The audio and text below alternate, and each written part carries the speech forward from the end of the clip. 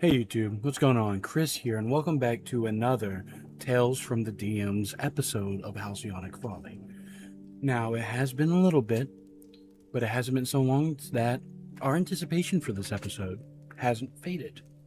I hope you all are as excited as we are, as we're all new and just leveled up to level 11.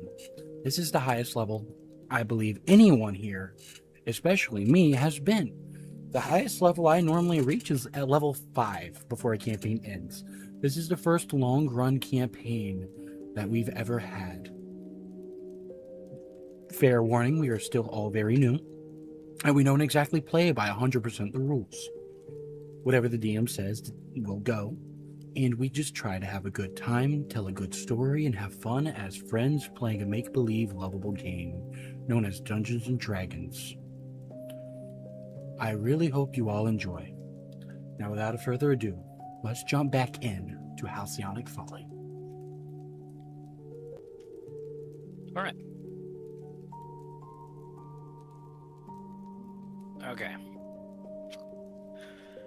So, last session, not a whole lot happened. But,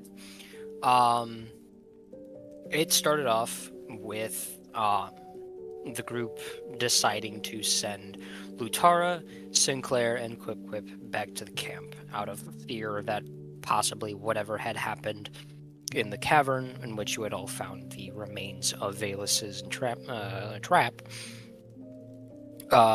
had affected the camp. And so the trio left, with Lutara well ahead of Quip and Sinclair, while Rurik and Lisbeth remained inside the cave to see if they could glean any information from within. However, as Quip and Sinclair left, Lutara remained pretty far ahead of them, leaving both the tunnel and the building first. But when the two left the building, they found that Lutara was gone, nowhere to be seen. In an attempt to try and see more, Sinclair tossed Quip up in the air a little bit, at which point Quip saw that Lutara was nowhere to be seen, and in addition to that, the camp itself was gone. With that, the two decided to go and investigate where the camp was. Meanwhile, back in the cavern, Rurik learned that there were several small sigils around the pedestal, likely meant to keep Valus contained. However, surrounding it, there were numerous scratch marks of largely two different sizes. One that seemed to have been made by claws of some large beast, or Valus's more bestial form that they had already witnessed before, and that of normal humanoid-sized hands. In addition to that, Lisbeth noticed a crack going from the base of the pedestal along the floor and up one wall until it reached the top of the ceiling, where she noticed that it was beginning to mend itself with this faint blue energy. Meanwhile, back outside, Quip and Sinclair found that the camp was gone, buried under the sand in a way that couldn't have happened in just a few hours or a few days, but perhaps a few months or even a year. At the same time, both parties noticed a strange blue energy suffuse the area around them. In the cave, Rurik and Lisbeth were met with the forms of humanoid beings crouched over where those scratch marks in the ground had been, as well as the forming outline of what was likely Valus's former statue. Outside, Quip and Sinclair witnessed the sky rend, black patches filling up the sky, 6 long dark lines, as figures began to emerge from within the patches, and blue outlines of strange creatures on the sand around them. At the same time, or not at the same time, at about the same time, all of these figures turned to look at the two parties, before freezing in place as both parties heard a voice, disembodied and somewhat familiar to a few of them. It spoke of the futility of what was happening, showing that the past had already happened and it had already started what was to come. Likely meaning that what was happening in the cave was from the past, and what Quip and Sinclair were seeing outside would be the future. Eventually, it revealed itself as Freythan, the high elf wizard that had served under Lisbeth's family and was the only reason she actually managed to survive and end up getting brought to the city that the Protectorate had built.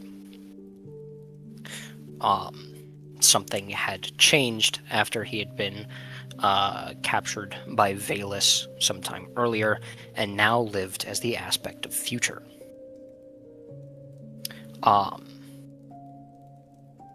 After a long and heated conversation on both ends, the conversation ended in a fight. One that happened both outside and inside,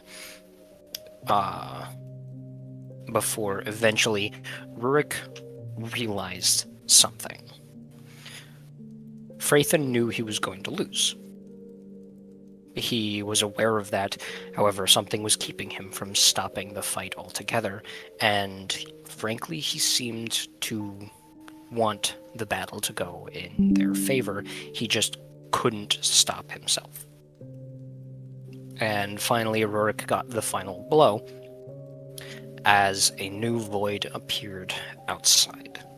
And that was where we left off. So,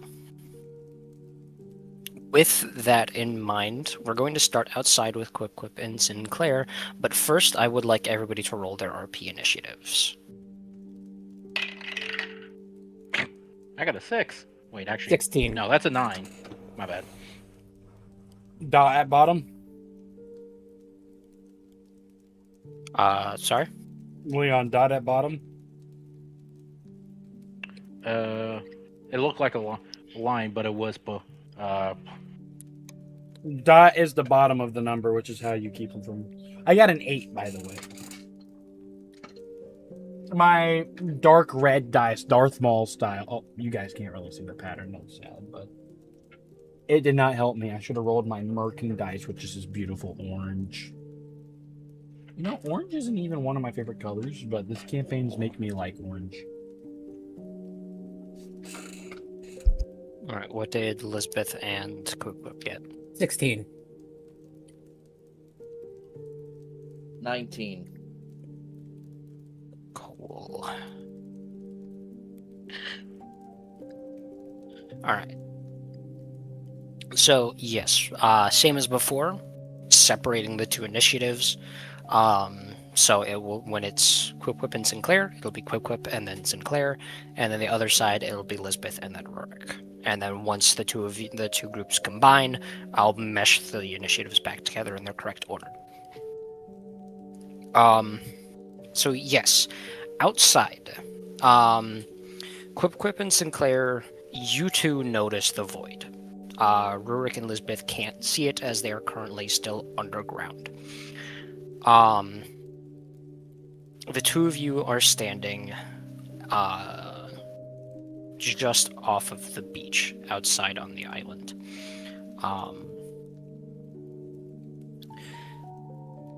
Above you, the 6 patches in the sky have faded, seemingly an illusion of some sort created by Freythan in an attempt to scare or prove a point.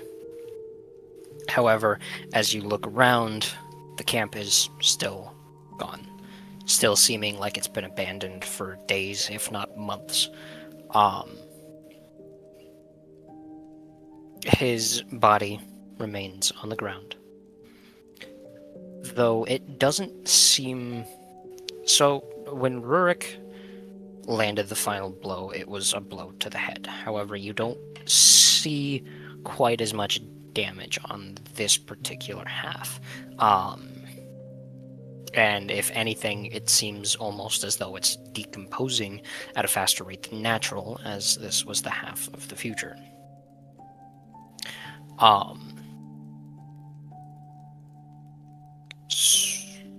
back in the cave, the scratches and whatnot, they had all disappeared when that starting illusion had happened, but as Phaethon died, that magic died with him, and as such, the cavern returns to what it was. All the scratch marks and cracks in the stone returning to where they were.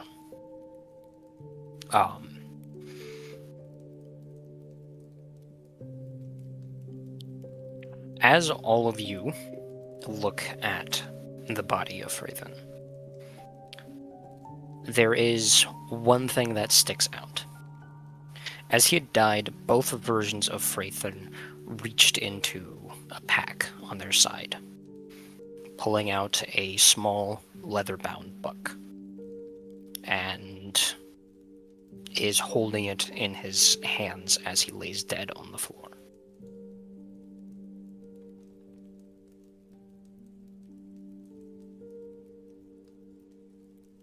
I was going to say, who were we starting with? Quip and Sinclair. So Quip first, technically.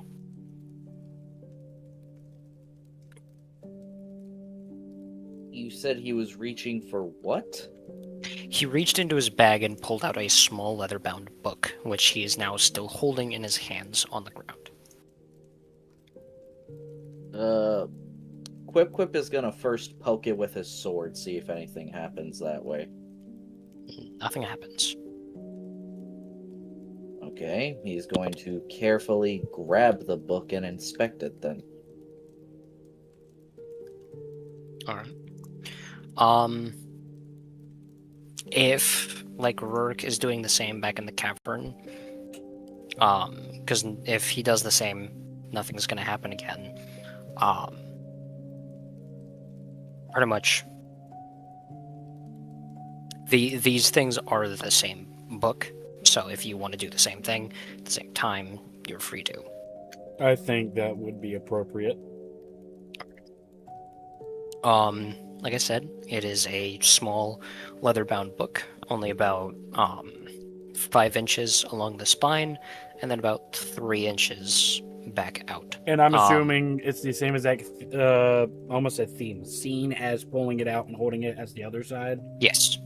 So I think they pretty much copied the same motion. I think Rurik's a lot less cautious, knowing what he knew, and just grabs the book and begins to flip through it.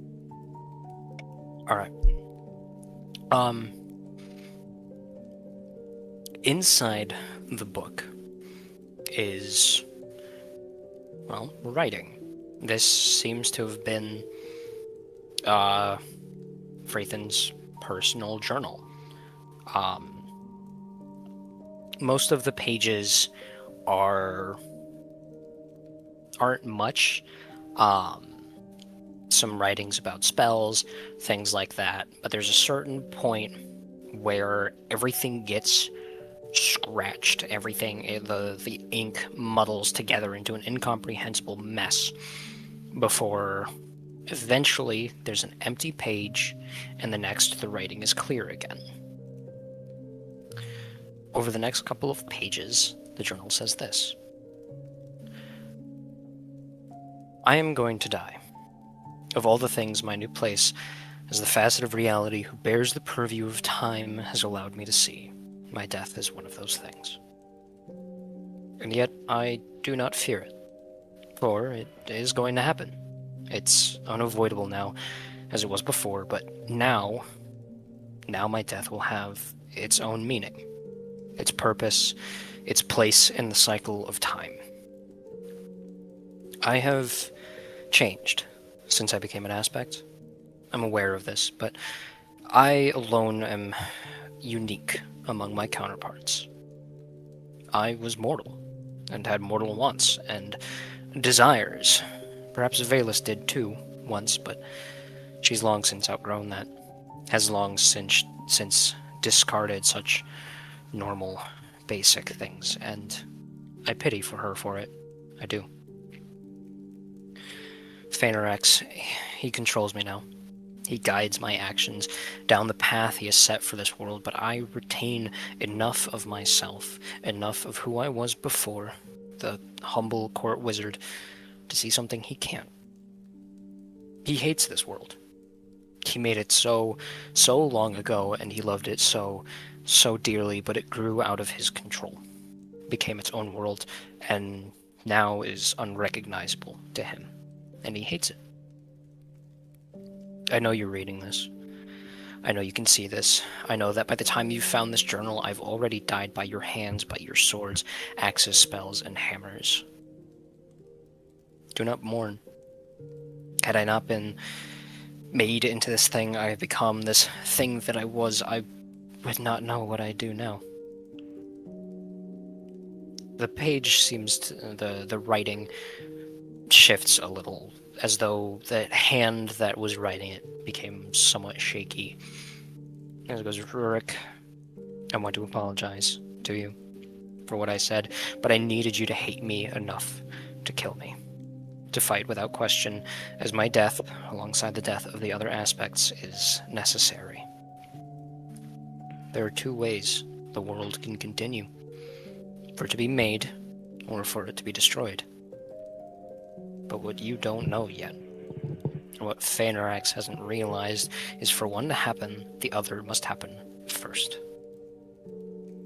The rifts, the one you probably see at this very moment above my own corpse, as well as the others above the three of my counterparts you've already killed, they are rifts into the pure matter from which this world was made, and a connection to where Phanerox watches this all. With each new rift, a part of this world dies. You already knew that, yes, and it pains me to write that you have to continue. To remake this world, you must destroy it. To fix this world, it must be undone. To keep this world safe, it must have its fate taken into the hands of those who live upon it. Phanerox is the creator. But what happens when the creation takes the quill from his hands? And that is the end of the writings in the book. There are only a couple of pages left, but all of them are blank.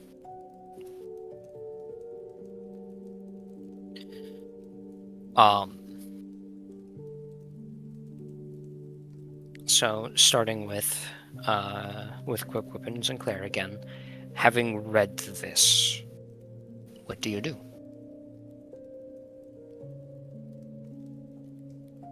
Quip is going to... I think Quip is just going to kind of chuck the book on the ground and stab it. Okay.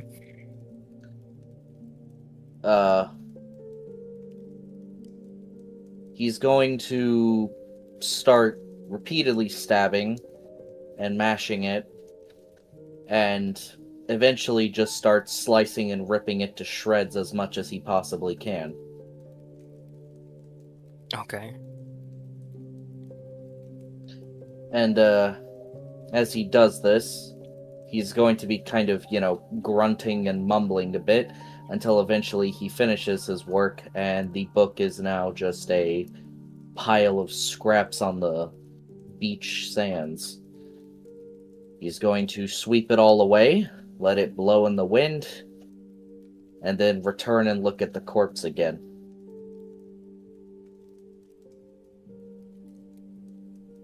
He's going to approach the corpse and he's going to inspect it for whatever he can find. And I know he's not the best at either skill, but can he roll for Arcana or Religion just to maybe sense something about this that he's not picking up on yet? Like what? Like what kind of things are you looking for? Because that's a very vague ask. That's fair. I apologize. If he has destroyed, you said that this was time, right? Yes. That was the aspect of creation this Freythan fellow embodied. Correct. Quip wants to figure out, does his past exist? And has it ever existed? What do you mean? Like, are you trying to figure out, like, did he exist before becoming an aspect? Did Or... Quip exist before this moment? It's probably a nonsensical question. I apologize. I'm trying to think in Quip's head, and I think for Quip, he's been struggling a lot with his sense of personhood, and he's really beginning to question if anything he's done has ever mattered. And especially now, a part of that question is, did I exist before I killed him, and did killing him unmake my existence itself in the past? He's trying to see the ramifications this has on his own existence. I mean, you can certainly roll an Arcana.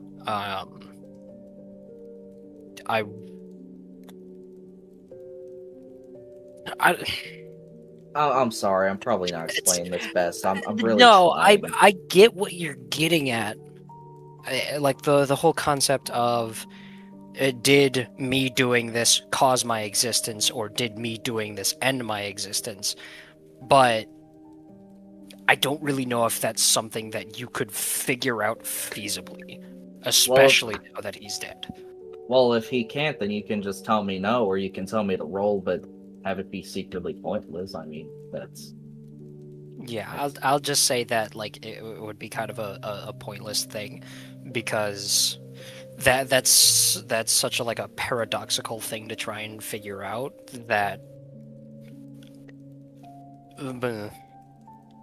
All right, I'll let Quip float and sputter about that.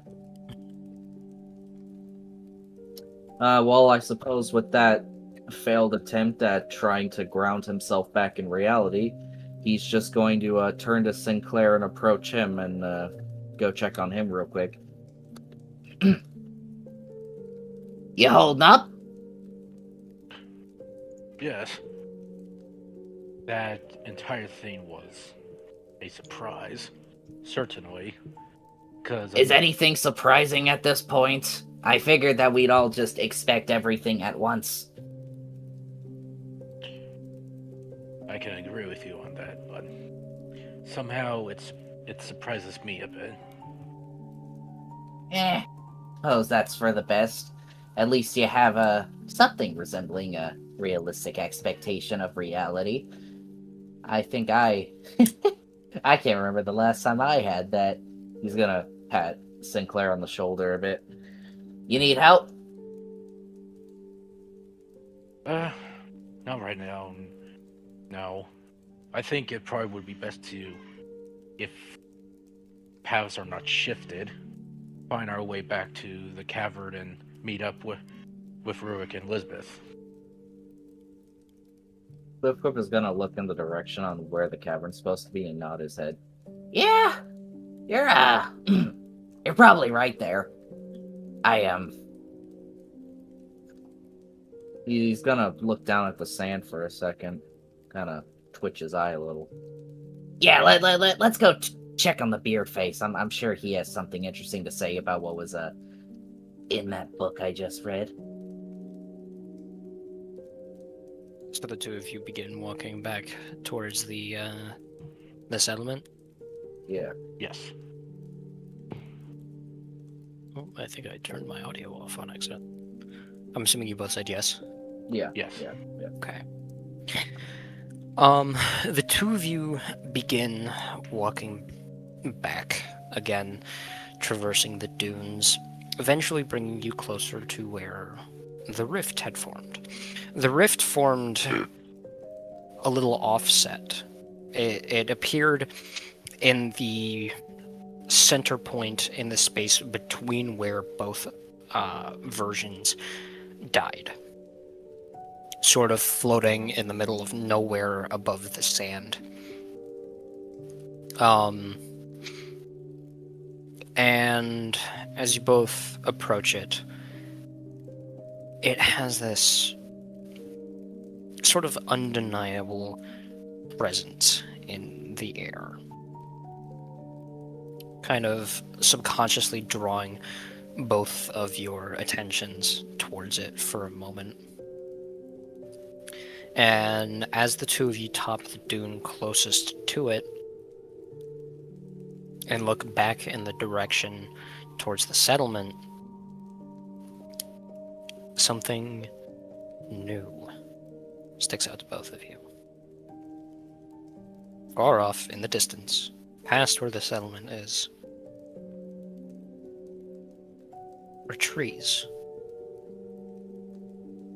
Rising up over the dunes in the distance, probably another 1.5 to 2 miles past the settlement, is a growing forest. And now we're going to cut back to Rurik and Lisbeth. See, I go first in this case. Yes. Chris, did Rurik read that out loud? No, he read that to himself, and I'm assuming Quip probably did the same thing. Just I'm actually gonna say that he read it out loud. Alright. Quip does not have the best internal monologue at times, so reading things out loud helps him. I think Rurik would have read that and then just kind of put it somewhere on his person. That's also why Quip made that statement to Sinclair about I wonder what he'll have to say about that. Fair enough, yeah. Yeah, but I don't think he would have read that out loud. He wouldn't. He just kind of puts it in the book up. What did it say? She asks as she inspects Freythan's body to see if there's anything else on him. I think Rurik looks at Lisbeth and pauses for a second. I think it's best if we find Latara. Have him decipher whatever else is in this book. It was a lot of gibberish. But I have a feeling that this gibberish will lead us to victory. As he begins to draw a symbol of Merkin on the ground to pay his respects to Freythan. Can I tell that he's hiding something from her?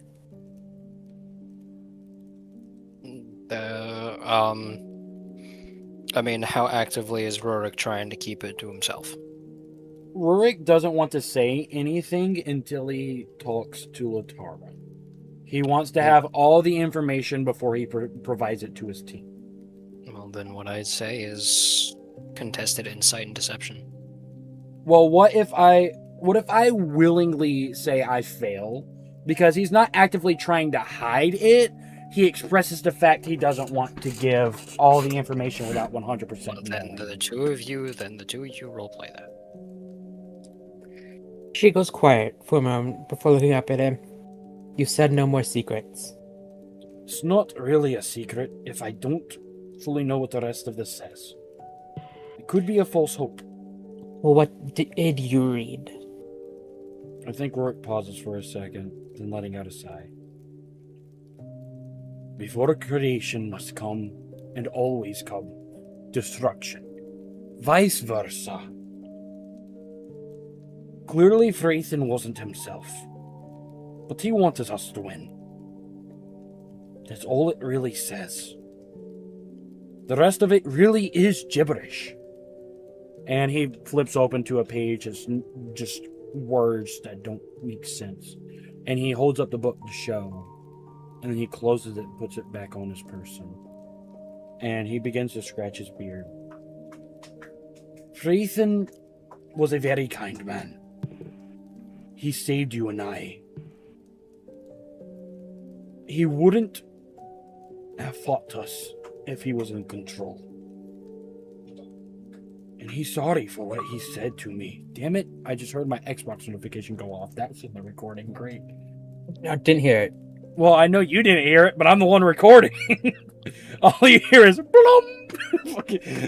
Rurik unlocked. Deception. Achievement unlocked. D20.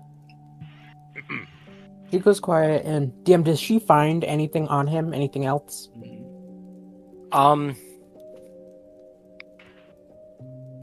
Roll me an investigation check.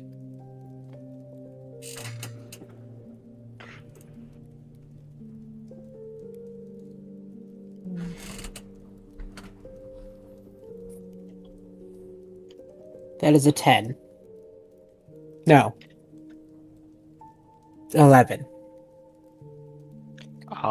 You find a small dagger that seemed kind of like a backup, though it's still pristine, like it's never been used. I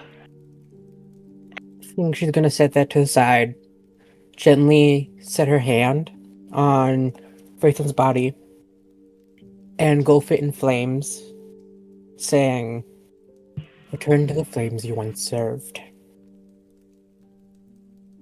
I think Rurik would put his left hand on Lisbeth's right shoulder. I'll tell you what else Freythan has praised us with in his passing. A name. Fenarax, the Creator. We, the creation, must take the quill from his hand.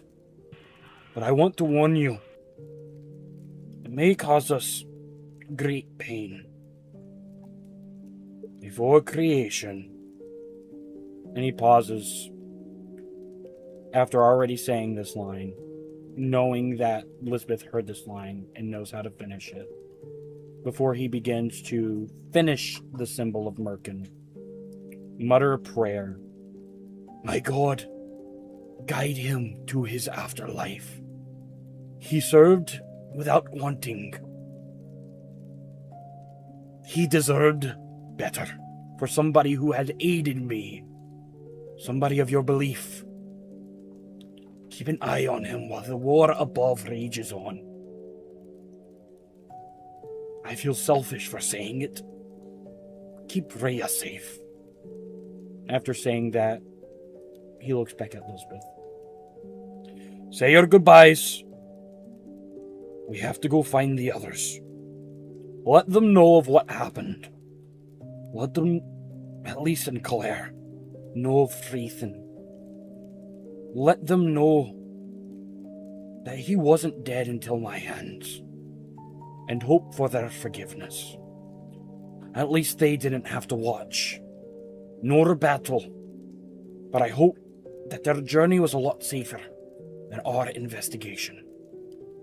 And he would begin walking to the exit. I have a question. So, he was, like, decomposing faster, yeah? Specifically on the other one. So this one's other just burning version. at a normal rate. Yes, and actually, Quick and Sinclair wouldn't see this because they've already left, but as you set that one on fire, the other one immolates, immediately turning into dust. Pretty much, the one with you two is in the current point in time. The one they fought was further ahead in time. So, when something affects the one that you two fought, it affects the other one instantly, advancing faster. So, the one ahead of time decomposed faster.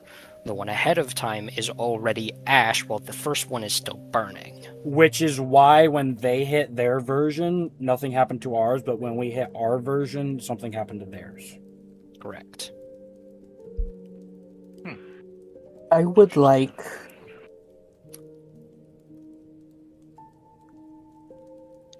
Probably use Shocking Grasp, so since it's fire, to burn him faster down to ashes, and then absorb what the fire's left in like the burning ashes and collect some. Friendly reminder, we're in a tunnel. Yeah. You know how fire works, right? Carbon dioxide poisoning. Rurik dies before he fucking leaves. Thanks, Elizabeth. He's an old man. He's an old man. Technically, he's like 50 in human years. That's why she's doing it faster to get it over with. If you do it faster, the more smoke! I mean, I'll be honest, you wouldn't really have to use the shocking grabs. But, okay. I think Rurik is staring at the page that specifically states that he's sorry and name drops Rurik himself. It's the only name that was name dropped, and because of that, I think he's stuck on it and thinking to himself about what was said, how aggressive he acted to Freithen. I do think there is this tone of what have I done, and another tone of it was necessary, conflicting within Rurik himself as he continues to look at it as he walks out. And in this moment, I don't think Elizabeth could see because I'm walking the other way. Rurik does shed a single tear down his side. This was a brother in arms, somebody who served with him when Valus attacked that halfling settlement. And the fact that this was a soldier who served with Rurik, though be it not for long, he still has emotions towards those who fight alongside him. It's one of Rurik's biggest weakness is his heart, and he has a big soft one.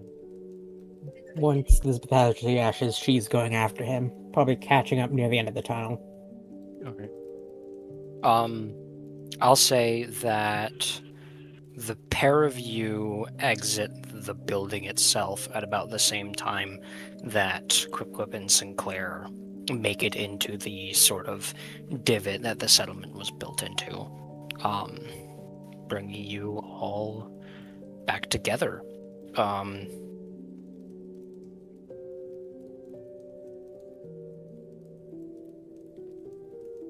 So, I'm going to mesh the initiatives back together. So that's going to bring it to, that's going to make it Quip, Elizabeth, Sinclair, then Rurik.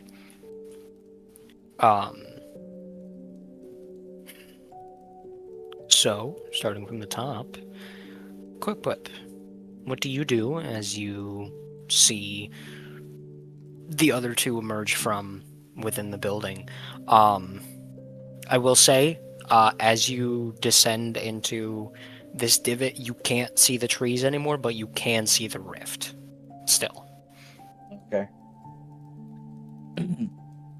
Quip is gonna look immediately at Rurik.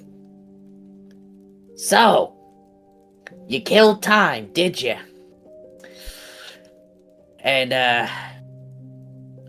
you killed time. You killed time. That's impressive. How do you know that we fought? Quip is gonna kind of like squint his eyes a little, almost in like a scowl. Come on. Don't act like that. You know we fought the same thing, don't you? I picked up the same book, I read the same letters. I watched that when you hit his body, he flinched. He was in two places at the same time. Of course, 'cause he's time. That's the point. Too And bad you there killed isn't. Too bad there isn't a third one. We must have killed past himself or present. He was future. Can Elizabeth interject quickly? Go ahead. I think by this time, he's like, his name is Freithen. He has a name. He's gonna kind of look over at Lisbeth for a second. Freithen? Right, yeah. The book mentioned something that you knew him. What was it again? He's gonna kind of start scratching his head and trying to think again. I think Rurik would speak up in this moment, standing in front of Lisbeth. He saved us.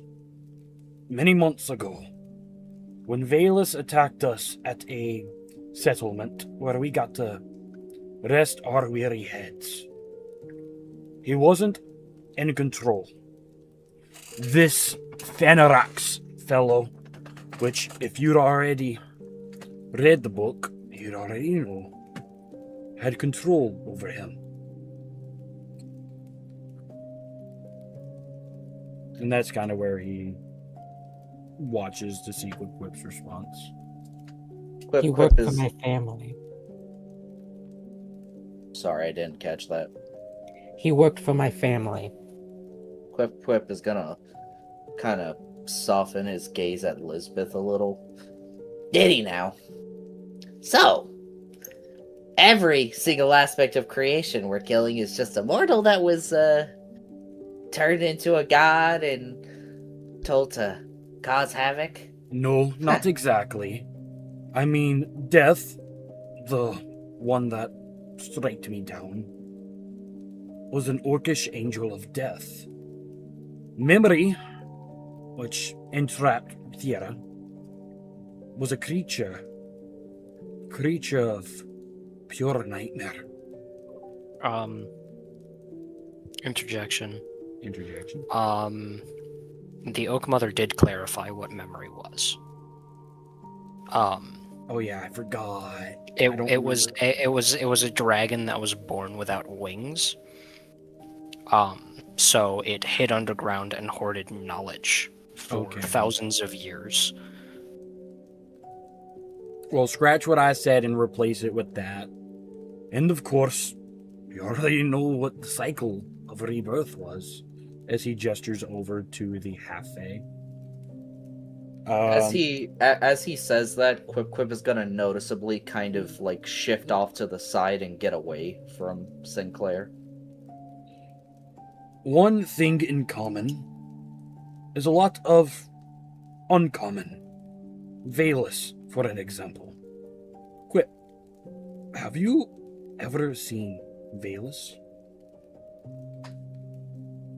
Quip is gonna kind of lean back, put his head in the air, kind of squint one eye closed. That kind of stereotypical blue-collar thinking gesture that I'm sure you've seen a few times. The one I've done a few times. Right, yeah, so you know what I'm talking about. He's gonna do that. He's gonna do that, looking up in the air, squinting an eye, gritting his teeth a little, and look back down at Rurik. We had a lot of dark elves come in buying and selling slaves and minerals and all kinds of things. I mean, black dwarves and dark elves have quite the open economy with one another, but I couldn't tell you if I saw Valus specifically. Maybe she was among them, maybe they were buying on her behalf. Of course, I swear I've heard that name before, but then again, they might have named some of their progeny after her. You know how it is. You name your children after important figures in your society. Sam, out of curiosity, above table, Oak Mother name dropped every single aspect, correct? From violence, she listed all of them. Yeah, but obviously not the people because we don't know who. She did. Time or death, memory, rebirth, time, future, but time, peace and violence. Something tells me, with 2 remaining, that Valus is violence. And Rurik pauses. We haven't met peace yet. Sadly. I know that for a fact. And Rurik looks away for a second and he thinks to himself. Valus is a sick creature that desired this. And I believe the only one who signed up to be an aspect. For all I know, any of us could be an aspect. But sadly, they know our every step. They have plans for this place. And Rurik will look around and realize everything's changed. So not only did we fight present and future, he brought us to his domain. So where's everybody else? And he aims that at Quip Quip. Sorry, I didn't catch the last part. What is he aiming at, Quip Quip? He asked, where is everybody else? He's not being violent or anything about it. He's just, he knows that you, Quip Quip and Rurik are talking to one another. So he's going to keep talking to Quip Quip when he asks the question, in other words. Looks like months have passed. Entire settlement's gone, blown over, buried underneath the sand. It looks like whenever Mr. Time decided to show up and do his thing, he accelerated our settlement's future, and now everyone's just gone. We weren't able to find any bones, only the remains of the settlement. And as we were approaching here, we turned behind us and we saw trees. Of course, we can't see them from this vantage point anymore, but if we cross over that dune, we might see them again.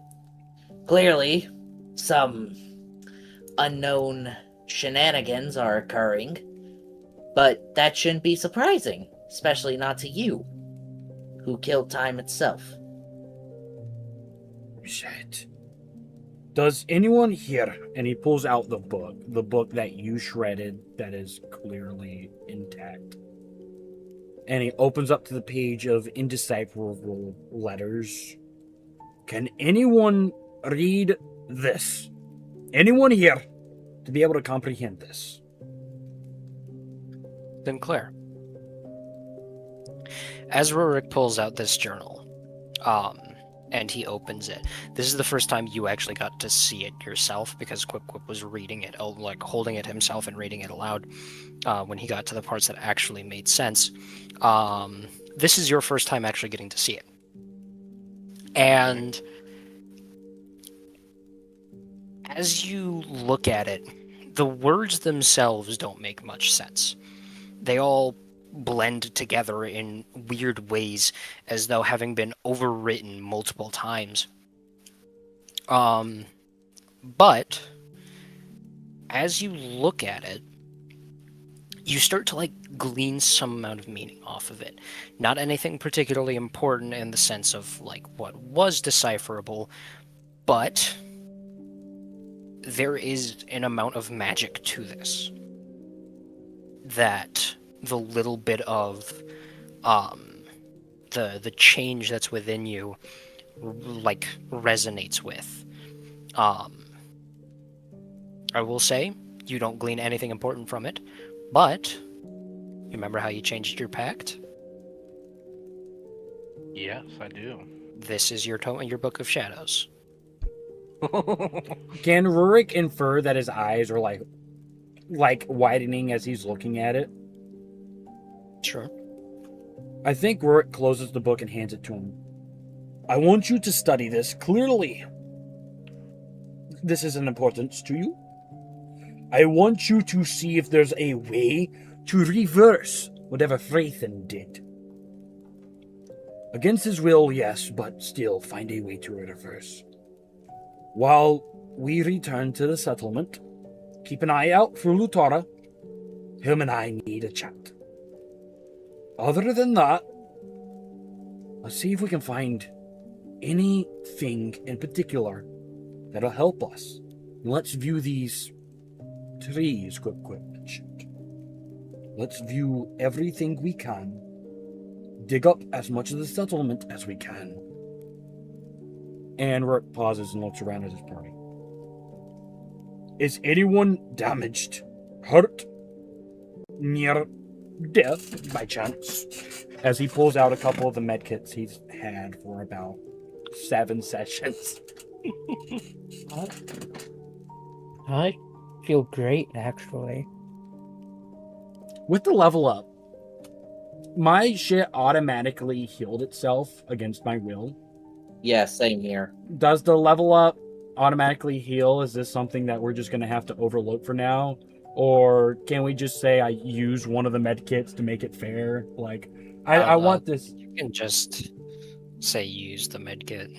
All right. I use one of the... How many med kits do I have? I think I have 3. Let me double check. That way I don't fuck this up. because I want this to be as fair as possible, and I want to be able to edit my inventory. I have 2 med kits, so I'm going to use one of which to heal the party and help them out.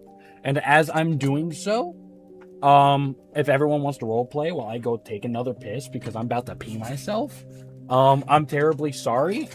I've been having bathroom issues all day long. So I'll be back. You said there were trees? Yeah, there was a bunch of trees that weren't there when we were in the settlement grounds, but as we approached here and we looked back over the dunes, they were there. Fully grown. Well, we were planning to make a new grove. Your point? That's what it could be. Yeah, except where are the people? At Why the is new this grove? Lisbeth, where are the people? We were in the settlement. We leave a destroyed settlement and then there's trees. Do keep in mind, I did say it's not like something came through and raided the settlement. It seems like the settlement, like the tents and whatnot that y'all had set up by the beach, it doesn't look like it was raided. It looks like it was left. Yeah, it's not even really a settlement, it's a bunch of tents. It's a camp. You guys, it looks like the people just left and it was taken over by time rather than destroyed actively.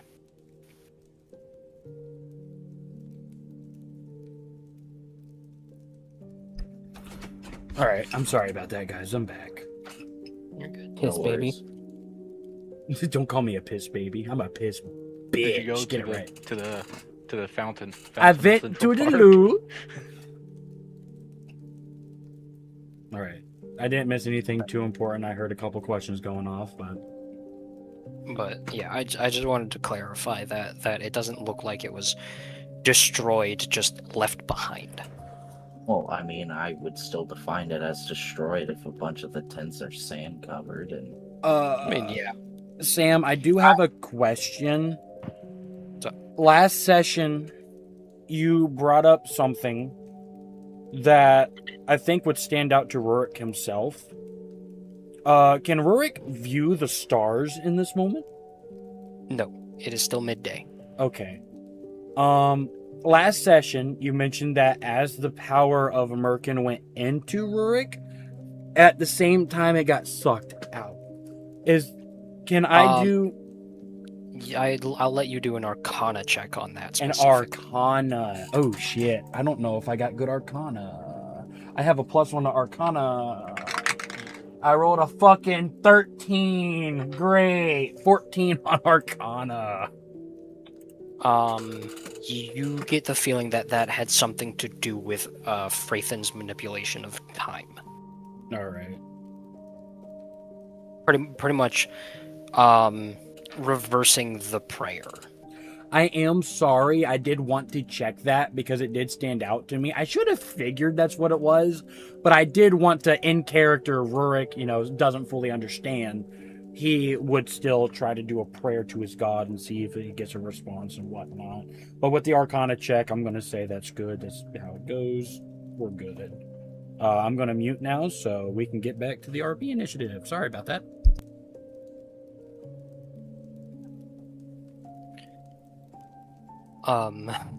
Well, I think right now it comes down to what do you all want to do next? Where do you want to go next? I think Check out the trees. I think with Quip Quip being first in initiative, let's let Quip Quip state Quip Quip's idea. Yeah, because you already investigated, or Quip and Sinclair already investigated what was left of the camp. The camp is gone. There's nothing there. There's no dead bodies. There's no belongings left behind. There is just the remains of tents that have been left to time. I'm sorry. I just have this ideology of Rurik quickly grabbing the book back from Sinclair and drawing Merkin's symbol real quick on the back and giving it back to him. Please, my God, Why? ye bitch! I don't know. I don't know. It's just funny to me. Get this Ferox bullshit out of here. Praise American! I just turned to the page and you just start see me just You know start the art rising of into like the- I think it's hold on. Jesus pointing at the guy and the guy pointing back at Jesus and they're like both naked or something like that. Yeah, I could yeah, No, that's You're Fuck, thinking who of is the it? Sistine Chapel. Yeah. yes. It's the mural. roof of the Sistine Chapel. Yeah, it's it's just God the Father and Adam. it's just Rurik and Merkin.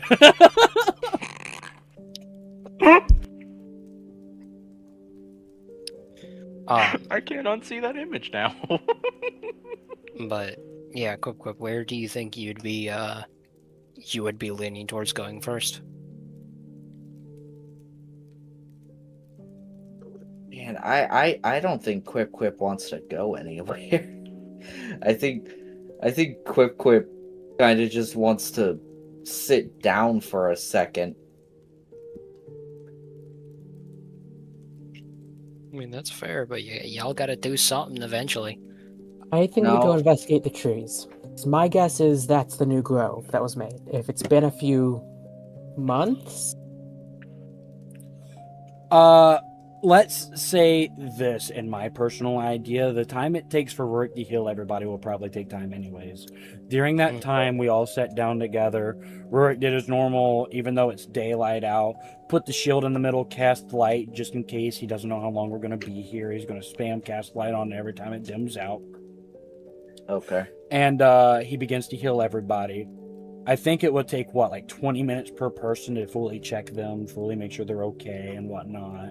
And Yeah, then something that should be enough rest for everybody. And then Quip and Elizabeth kind of suggest to go to the trees that Quip saw. And then everybody go.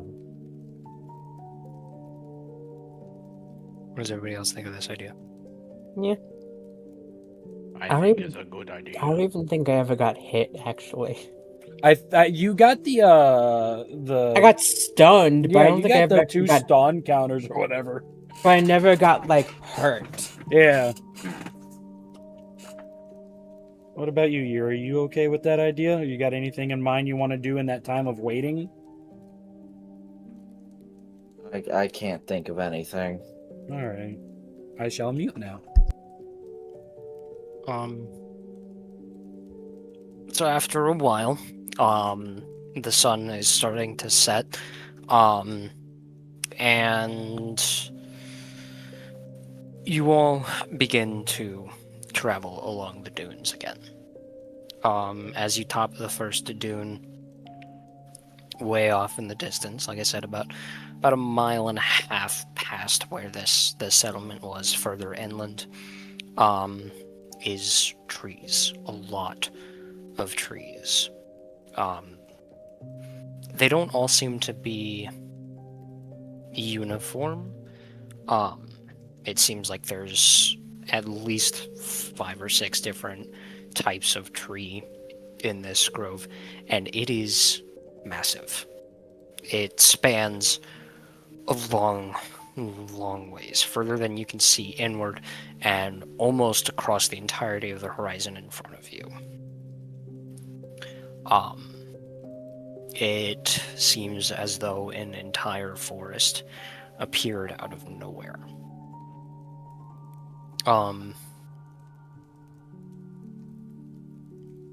Eventually, you all reach the edge of the trees. And they don't feel imposing. Despite their obvious unnaturalness being here, as evidenced by simply just how sharply the sand suddenly turns into soil. How it goes from barren desert to lush forest. It feels out of place, and yet at the same time, something in the back of your mind goes, this feels right. For some reason that none of you can properly discern. I'm sorry to ask. I know that I definitely don't go first in RP initiative.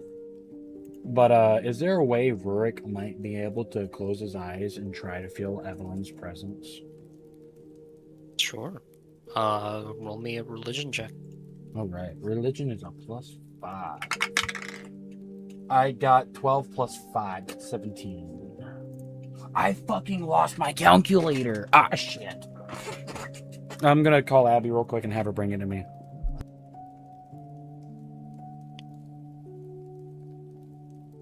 Use one on your computer. There's too many things open. You can continue. I'm listening. I just... Well, you don't feel Evelyn's presence, but you do feel something similar.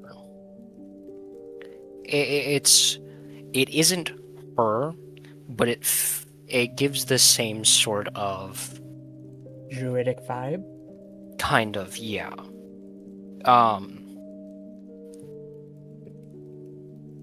It the way the grove on the mainland is, it is supported by Evelyn's magic, infusing the great tree from that grew from her.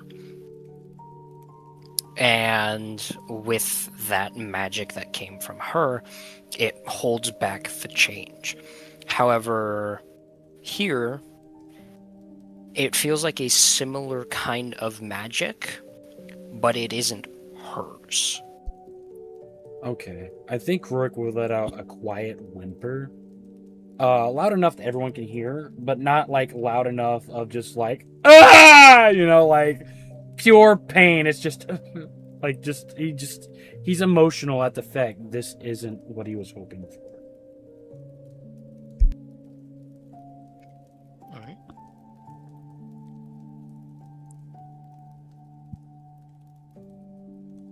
Well, somebody's got to go in first. Quip will go in. I was about to say Elizabeth going, so they'll go in together. Holding hands. Fuck no. Fuck that Untouchable green green bitch. Green thing is wild. Why would you call him that? He's like the best out of all of us. I'm gonna You're good. Yeah. I'm gonna follow in behind Elizabeth and Quick. I think Rurik would follow in after a couple moments of staring. Just they get a good probably 5-10 feet in front of me before I finally actually start following 5-10 feet behind.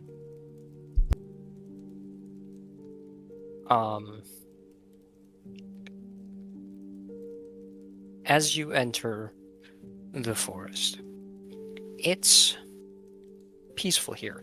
Quiet. Certainly quiet. In any other forest, there would be the ambient sound of animals, whether that be birds or insects or things of that nature, but here there's nothing. The only sound is the wind through the leaves. And it accentuates the feeling of this place being out of place, but it's far more comforting than the rest of this island. A small amount of familiarity in an otherwise completely alien place is always going to be comforting, even as much as it doesn't fit. And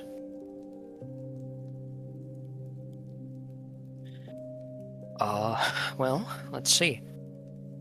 Quip and Elizabeth went in first, so between the two of you, whoever has the higher survival, give me a survival check. I think I should have went in. No, my survival's a +4. I have a Nice. +1. +5. Oh!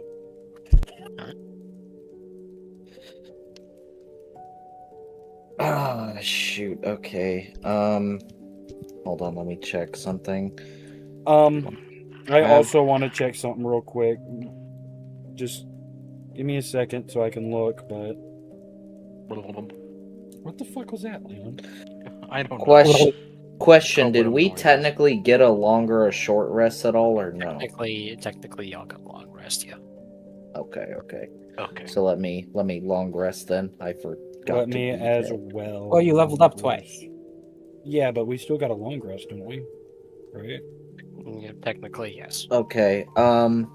Let me go ahead and expend a lucky dice then.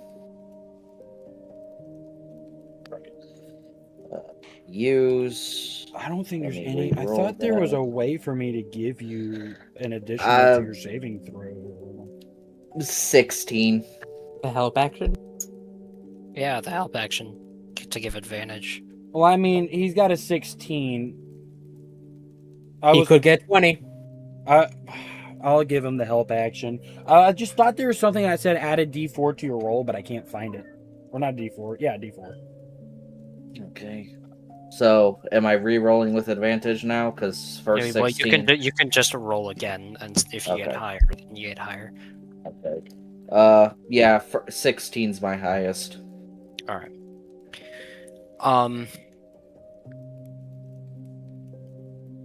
You travel for a while. While the trees here aren't all the same,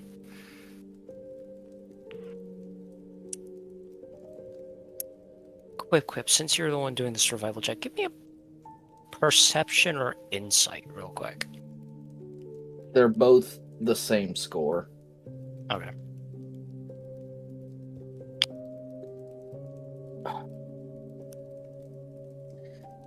I'm really wondering if I should re-roll that.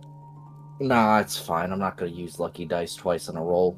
11. You get the weird feeling that while the trees here aren't all the same tree, they seem to be repeating. Like there's a few variations of the same few trees. Yes. Like cookie cutter, almost. He's going to scrape one of the trees with his sword. Try to leave a mark in it if he can help it. Trying to see if you see that same mark on a tree later down the line. Yeah. I will say, as you continue walking, you don't see that. That doesn't happen.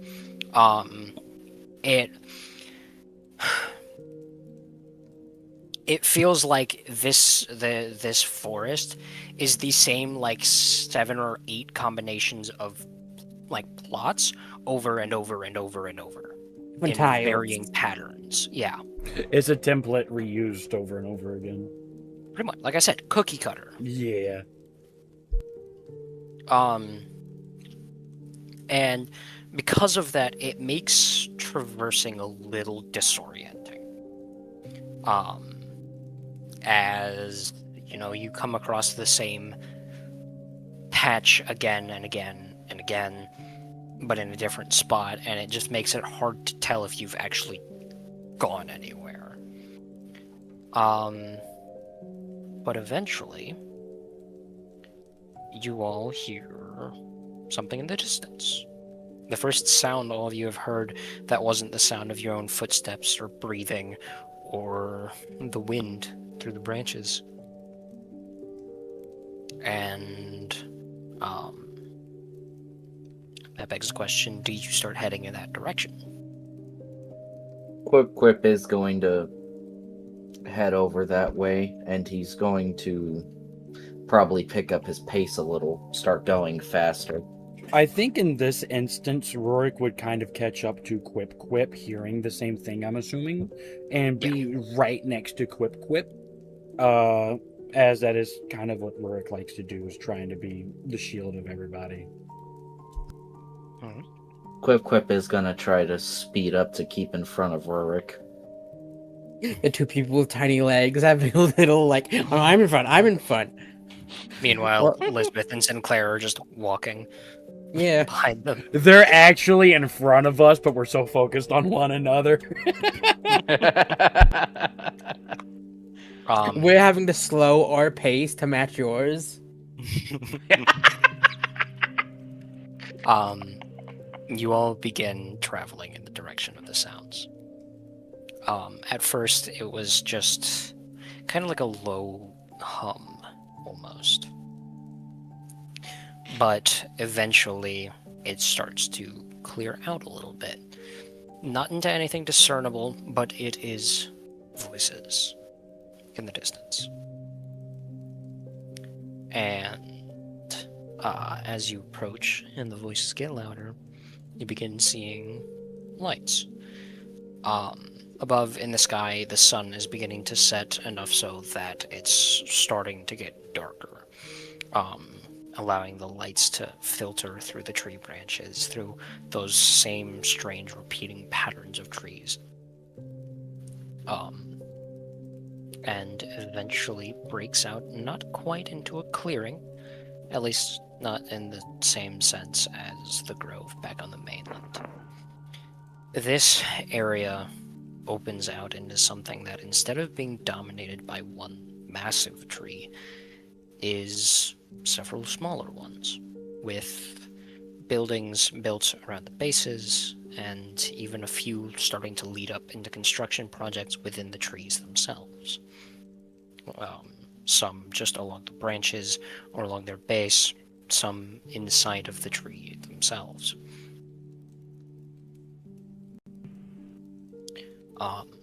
You all see some people milling about, going about seemingly normal lives. Some of them working on some of the construction projects around and among the trees. You even see the beginnings of a farm off in the distance with a few of the people milling about. As you all get closer, you begin to recognize some of them as people who came from the grove. People that you had all set up camp with for what was only a couple of hours ago, but based on the progress that has been made, has likely been months, maybe even close to a year for these people. As you all approach from the trees, one of the closest people, a young wood elf, looks over, and as his eyes fall upon all of you, a wide smile breaks across his face in pure elation at seeing all of you. And he turns towards the rest of the people as he begins calling out, "They're alive! They're alive! They're all here!" And as he begins calling out, you see more people turn and recognize your presence as people begin to repeat the same thing. They're here, they're alive, they're all here, seemingly happy at seeing you all again for the first time in months.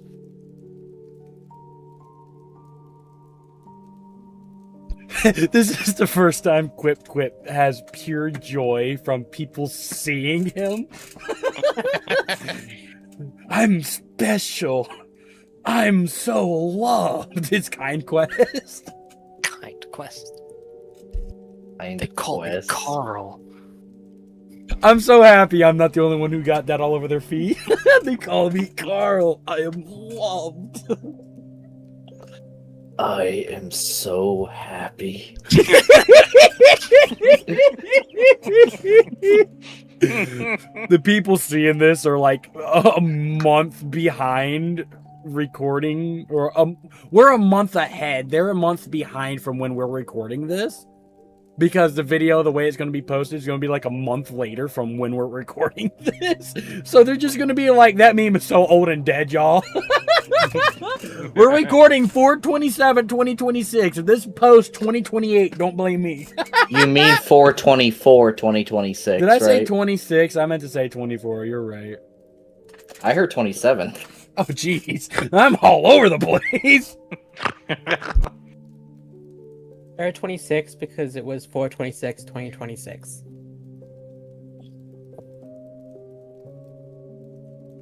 But yeah, I do think Quick Quip is going to find it a little weird for people to be excited at the sight of him. That's not the most common thing. He really hasn't experienced anything like that since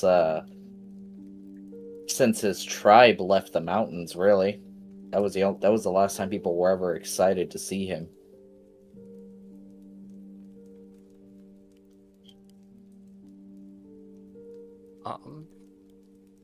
Well, what he will do when met with this new bastion.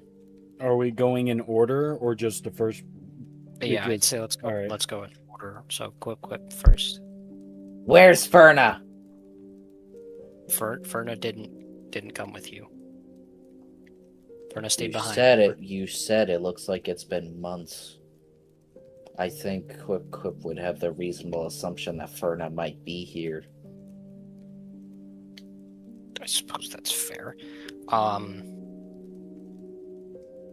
that assumption is shut down when somebody tells you that she isn't there. Alright. Quip is a little distraught at hearing that, but decides to... The poon. Shut the fuck up. My, good lord. It's too early for this. Brother, it's 8:30 at night.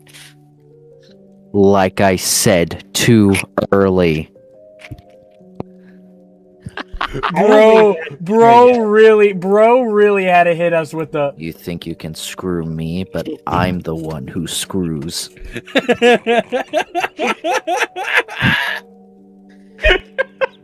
You think you can screw me? I'm who screws.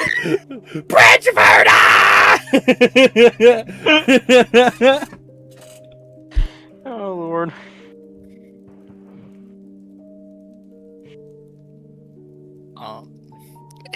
Unless there's anything else from the goblin, that'll be Elizabeth. Yeah, I think... My brain processed it as the goblin that is Lisbeth. I think Quip is going to, like I said, be a little distraught at hearing that Ferna hasn't arrived yet, but is going to be at least a little happy that no one has said, hey, she's dead. He's going to be at least okay with that. And then he's going to look back up and go, Well, where's Lutara? The elf that noticed you all at first, goes, oh, he's further in. When you all left all that time ago, he returned a few hours later and said that all of you were supposed to be behind him, but well, he never saw you again. We thought you were dead. Even a few of us went to that place that you all found out there, and there was no sign of you. We weren't sure where you were, so we continued on our own. Transported forward in time. That's a new one. Not for me. Specifically for you, actually. Yeah, you're the only one that hasn't been transported forward in time yet. Not new for them. Not Yeah. new for them. Okay. Yeah, being transported forward in time, that's nothing new for the rest of them. That's how they encountered me. Did I miss my birthday? Didn't you ask that the first time? You have Yes. definitely missed a birthday, but in theory, you also missed none because you haven't aged a day. Exactly. You So are it's still 16 years old, and so Infinity War Endgame style. you Yeah, know and how Peter he's Parker is technically supposed to be above 21, but he's still 18 at the end of Endgame. the perfect age for Rurik. Can't even. Whoa, what's that supposed to mean? I'm kind of concerned. You mean he said in What a are you few months, implying? almost a year. So that's almost been 2 birthdays that she's missed. You can celebrate them later. They're not necessary. You outlive them all anyways. He does not say that in character. He does Registered sex offender. I am not dealing with that. That's the end of this episode. Peace out, everybody. No, I'll fuck with y'all. I don't know. By the way, just so you guys know, I told the recording that's the end for this episode. You what? I told the recording that was the end of this episode, but I have not ended the recording. Oh. But the elf continues and he goes, if nothing else, it's good to know that you're all alive. Lutara will certainly want to speak with you all soon. It's good that you're here. I'm sure all of you would be happy to have somewhere peaceful to rest after whatever you all have been through for... well, I suppose it hasn't been long for you all, but... Just a few hours. That's something for someone else to ponder over. Yeah, probably a bit much for you. I'm going to pretend that wasn't insulting a little bit, and yes, Lutara will want to speak with you all. And the elf wanders off.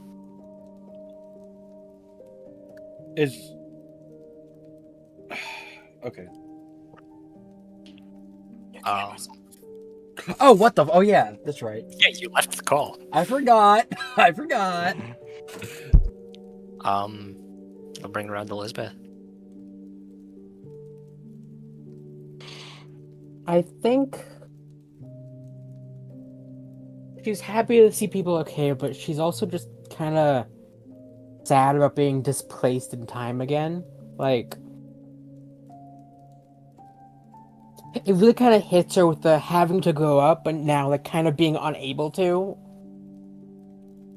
Mm-hmm. It's kind of just, I think it's hitting her in the feels a bit. Fair enough. Is it there me? anything No, else? wait, no. Sinclair's next. I'm last.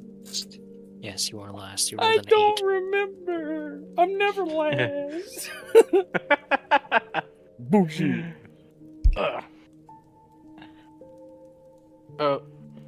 Work, I just have one question. What's currently happening in front of me?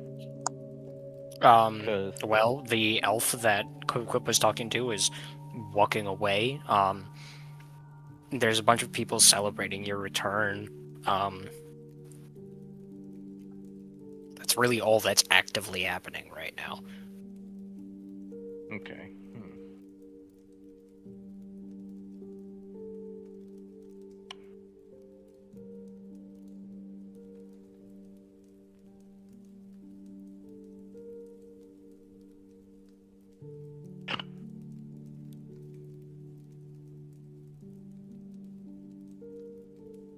Wow, my brain just stopped. I'm gonna pass it over to Rowick just so my thoughts can get back on track. I think is the elf too far gone for Rorik to call him back? I mean, no. Rorik would open up his mouth and go, "Hey, wait! Before you go, please come here." The elf turns and wanders back, still wearing the smile he put on when he saw you all walk into the area. He holds up a finger to the elf as a give me just a moment. He turns and looks at the other three. Elizabeth, Quip, Sinclair. I want you all to help in any way you guys can and celebrate your return. Take a moment, rest, drink, eat, and help these people who are celebrating all of you. For once, we've won a battle that might help us win the war. It's time to celebrate. Meet me and Lutara, whatever this kind elf tells us Lutara is. I am going to chat with him, and he looks at Sinclair and reaches out his hand.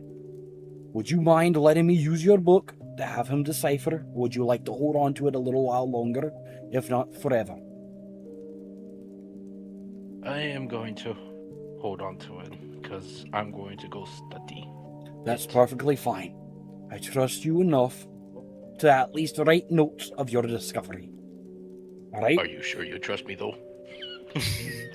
Rurik, as a matter of fact, Rurik reaches in his bag and pulls out his diary and pen and hands it to Sinclair. Trust you enough to read whatever the hell I've been writing and write your own notes down. Just please sign and date them as yourself and not anything else so I can understand mine from yours. Chris, I hope you know that was not in character. That wasn't in character. That felt like it should have been in character. No, it wasn't. Something... I was doing a joke because after a past event. Well, that's why I thought it was in character, because it made so much sense and it would heal that pain in the past of Sinclair feeling like he can no longer be trusted to feeling trusted again, and that is the energy he's trying to give Sinclair. Okay, then I'll go with it. He'll look at Quip. I want you to personally ask around. These people are celebrating you. They don't see you any lesser than a hero. Get as much information from them as you can about our grove and everything else you can. Give that to Lisbeth. I'm not taking care of messenger duty. Fair enough. Then drink till your heart's content. Yeah, I think I'm going to do that. And he looks at Lisbeth. 2 things. Ask around. And celebrate another year alive. You don't have a lot of time to celebrate birthdays anymore. Or burp, as a matter of fact. I'm sorry.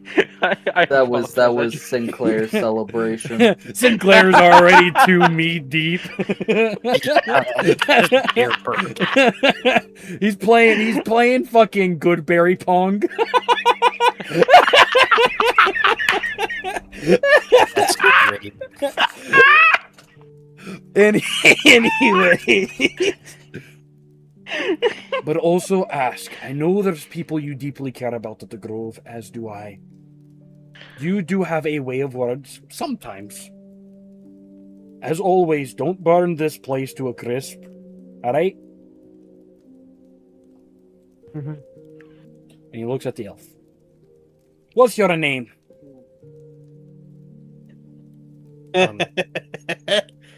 You fucking cocksucker! I'm sorry. I'm sorry. I'm sorry. I figured you gave him a name. I'm sorry. I didn't just come up with something like Blue One. Fine. Valaris. All right, Valaris. Take me to Lutara, and in about an hour, gather the rest and bring them too. And as we walk, tell me what you know about our grove. Well, they still gather enough information. He nods and starts to walk further into the new grove. As he leads you through, there's all sorts of people just kind of going about daily lives. As they all notice you, they all seem happy and wave and start to talk amongst themselves. This place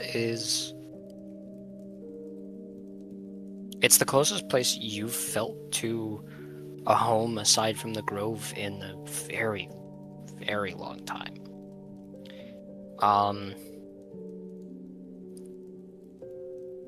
And Valaris goes on to explain that after you all left, everyone else began to, plan for the future, towards what to do. And when Lutara returned alone, they spent some time trying to find you all, going out and looking around, exploring the abandoned settlement, and even exploring the cavern, but The four of you were nowhere to be found. You all just disappeared, as far as they could tell.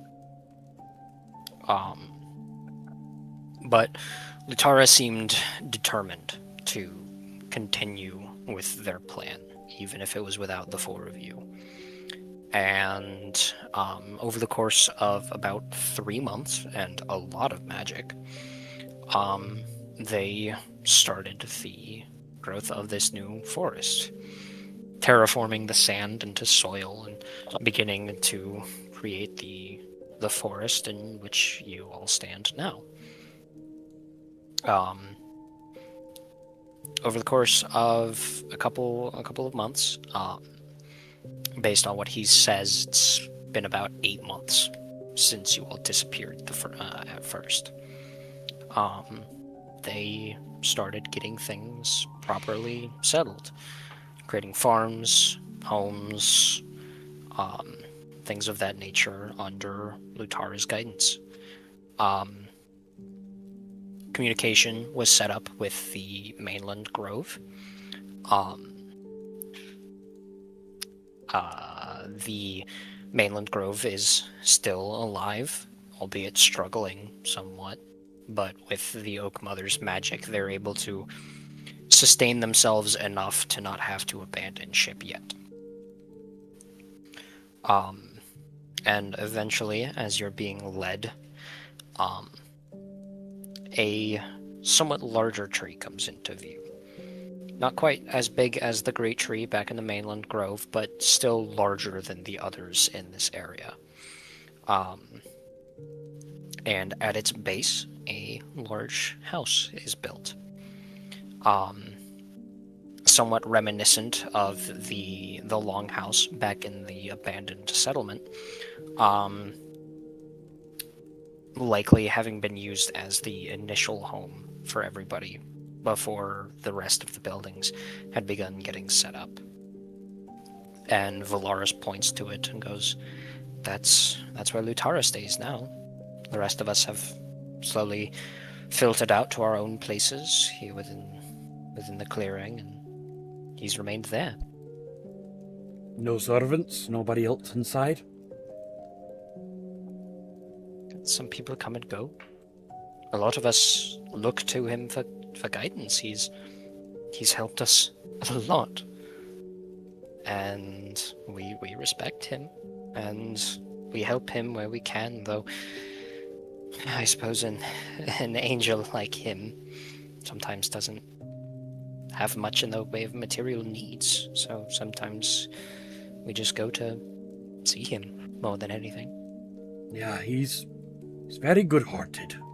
I've learned that over the couple days or weeks that I was around him. By chance, is there any ale around that I can offer an old friend? He nods and goes, I can certainly find something for you. I don't know if he'll drink it, but I suppose it won't hurt to try. If not, more for myself, I guess. It sounds like Lutara, only liking his coffee anyways. He chuckles before wandering off towards a nearby building, and after a few minutes he comes back out with 2 mugs full of a very basic ale. I think Rurik grabs both, but puts one in kind of in his left elbow area, so he's holding 2 with one arm. And he puts his hand on the right side, or the right shoulder of this elven man, and smiles real big at him. You're doing a lot better than you believe you are. All of you are. You guys treat us as heroes, but honestly, you're the real heroes. Managing to build all this up from nothing. Yes, Lutara helped, but you all had faith. You all had courage. That makes you all heroes. Don't just celebrate us. Go out, spread the word. Rurik says to celebrate yourselves. Alright? The elf chuckles a little nervously, but nods and goes, "Thank you, sir. Please, I still..." Rurik, Not so. Thank you, Rurik. I suppose I will. And he, if there's nothing else, turns to walk off. He pats his shoulder Good man. and begins to walk towards where he was told Lutara is. Should we see what everyone else is doing before it goes to another? I was about to do that. Let the DM be a DM. Before it goes into another long rant. Hey man, You know you enjoy this. Shut up. I know what I'm doing. Let me be a player. About to jump cut. But yes. Going back to the other three, starting with Lisbeth. What is Lisbeth doing? Wouldn't it be Quip Quip? You're right. It would be Quip Quip. Quip Quip did have the highest RP initiative. So going back to Quip Quip, what is he doing? He's going to wherever he can find the most alcohol, and is just going to sit underneath a tree and just drink to his heart's content. Give me a Constitution saving throw. Now that I can do. Let's see how blasted this goblin gets. You know, I need to grab my dice tray. I've been rolling on my table just without any assistance. Hold on, give me a second. I need a dice tray, honestly. There she is.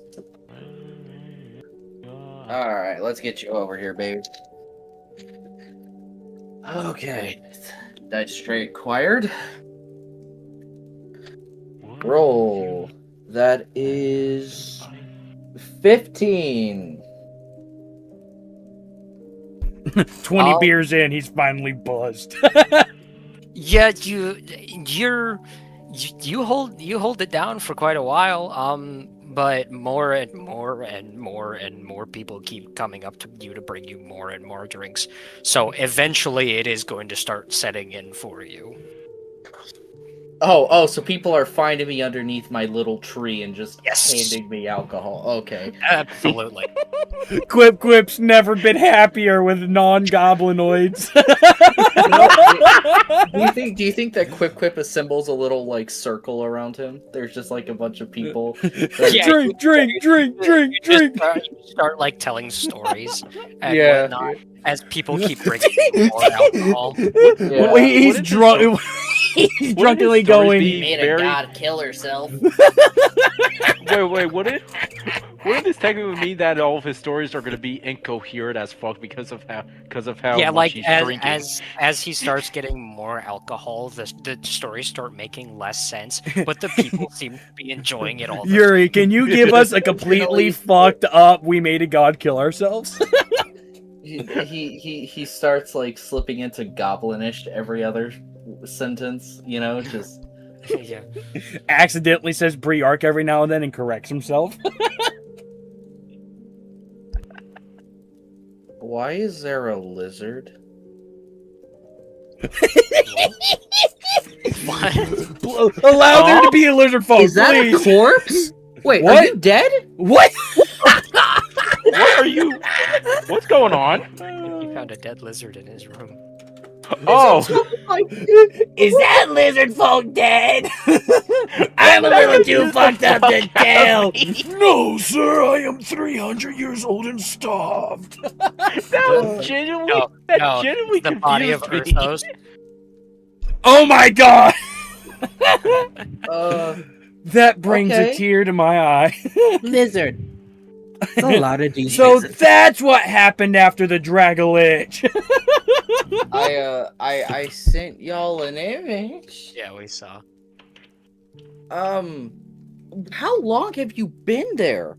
That thing is decomposed probably a week. How would I not notice a lizard sitting on my dice for a week? You live out in nature and you've been busy this week. That Self-explanatory. is not decomposed a week. It looks like it's been a week old. It's kind of No, that's not decomposed. Nope. I'm looking at Zooming it. in. It's been dead for like 2 days. Yeah, okay, you're Poor, fresh. poor thing. I'm gonna put you in the trash. Everyone's probably so confused. Just what the fuck are they talking about? Yeah, to the audience, I'm sorry, but I live out in the swamps, and I guess sometimes you get a random lizard in your house. Also, I think my uncle's supposed to be home, but I don't see him. Okay. He starts screaming next session. There's a raccoon! Raccoon! You know, Trash like he panda. does every night. When I was hearing Yuri talk about the lizard, I'm just sitting here like, what the fuck is going on? Am I missing something? For a split second, I thought he was in character acting drunk. Same. And then he just continued. I was like, okay, this isn't in character. Yeah, I'm sorry about that. I'm sorry for the distraction. I just... Please understand, I was a little freaked out because I somehow did not notice the whole dead lizard. Honestly, fair enough. I'd be a little freaked too.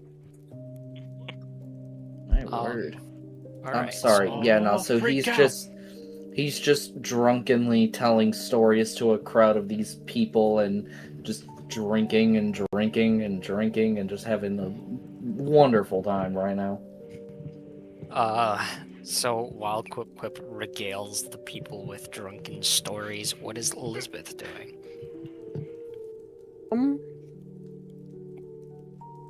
First things first, Elizabeth is also going to find some alcohol and like slowly nurse it because she's sad. She needs a drink.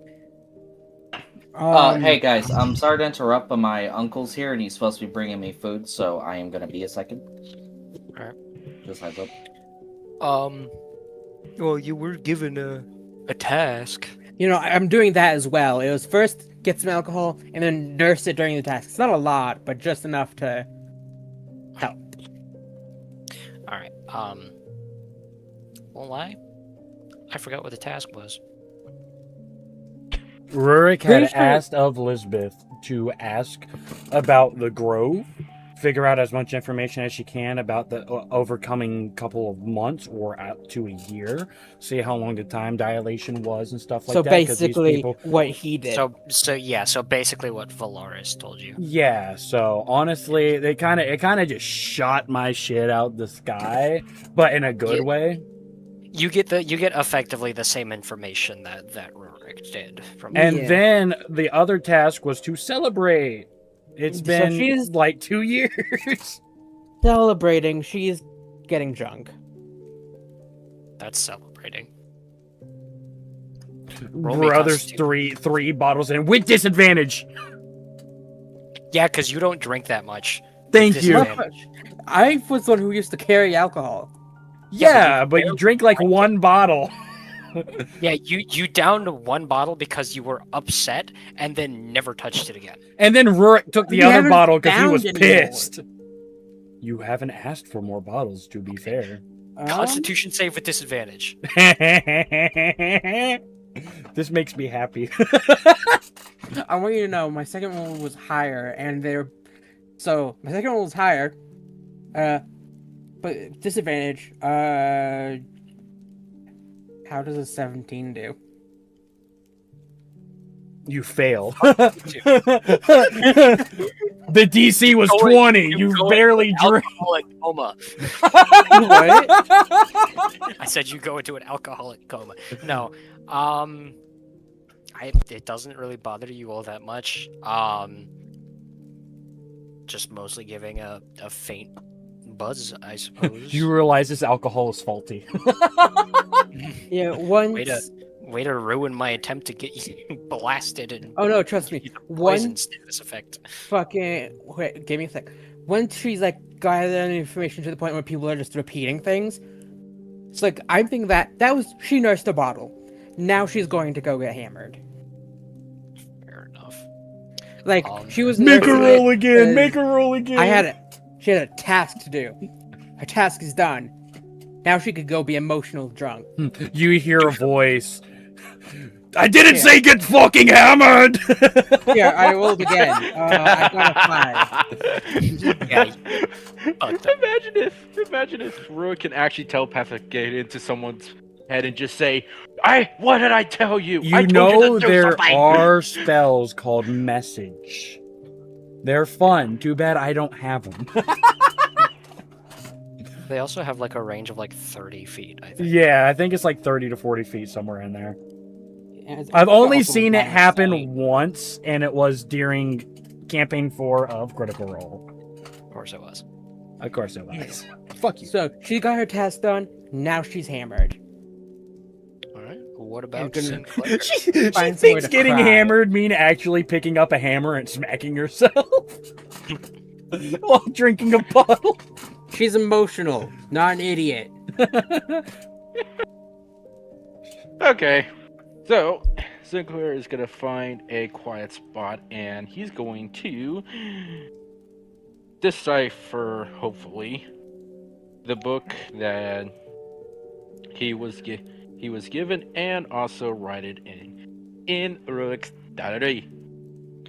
Well, like I said before, most of the stuff in the book isn't exactly like actual writing. It's weird arcane shit that just kind of translates into spells that you as a warlock are able to cast using the book because of your Pact of the Tome.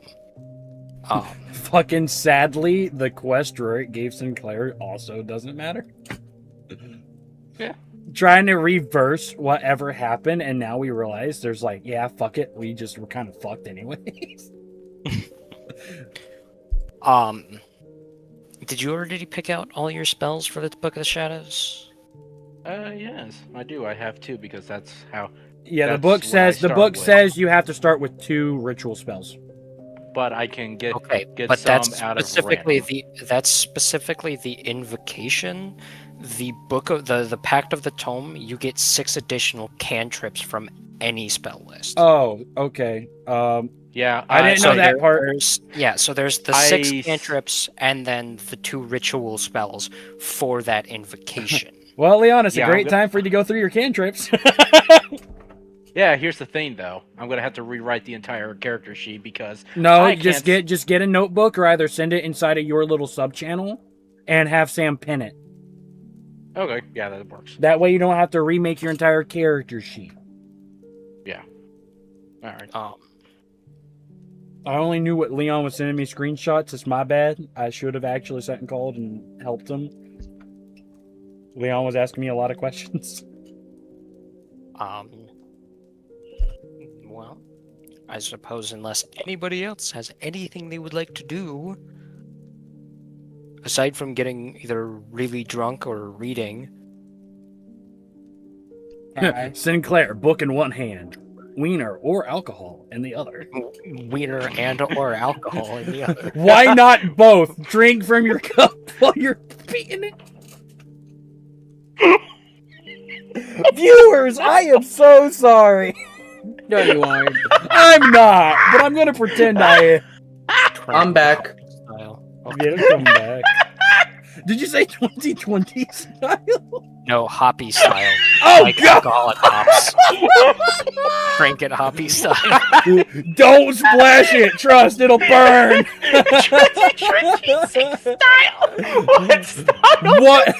What proof is it? The higher the proof, the ouchier it is. Or it burns your urethra. This is why. This is why we can never get anything done. It's my fault. Pointless tasks. Fuck you. My tasks were point full until everything was already answered.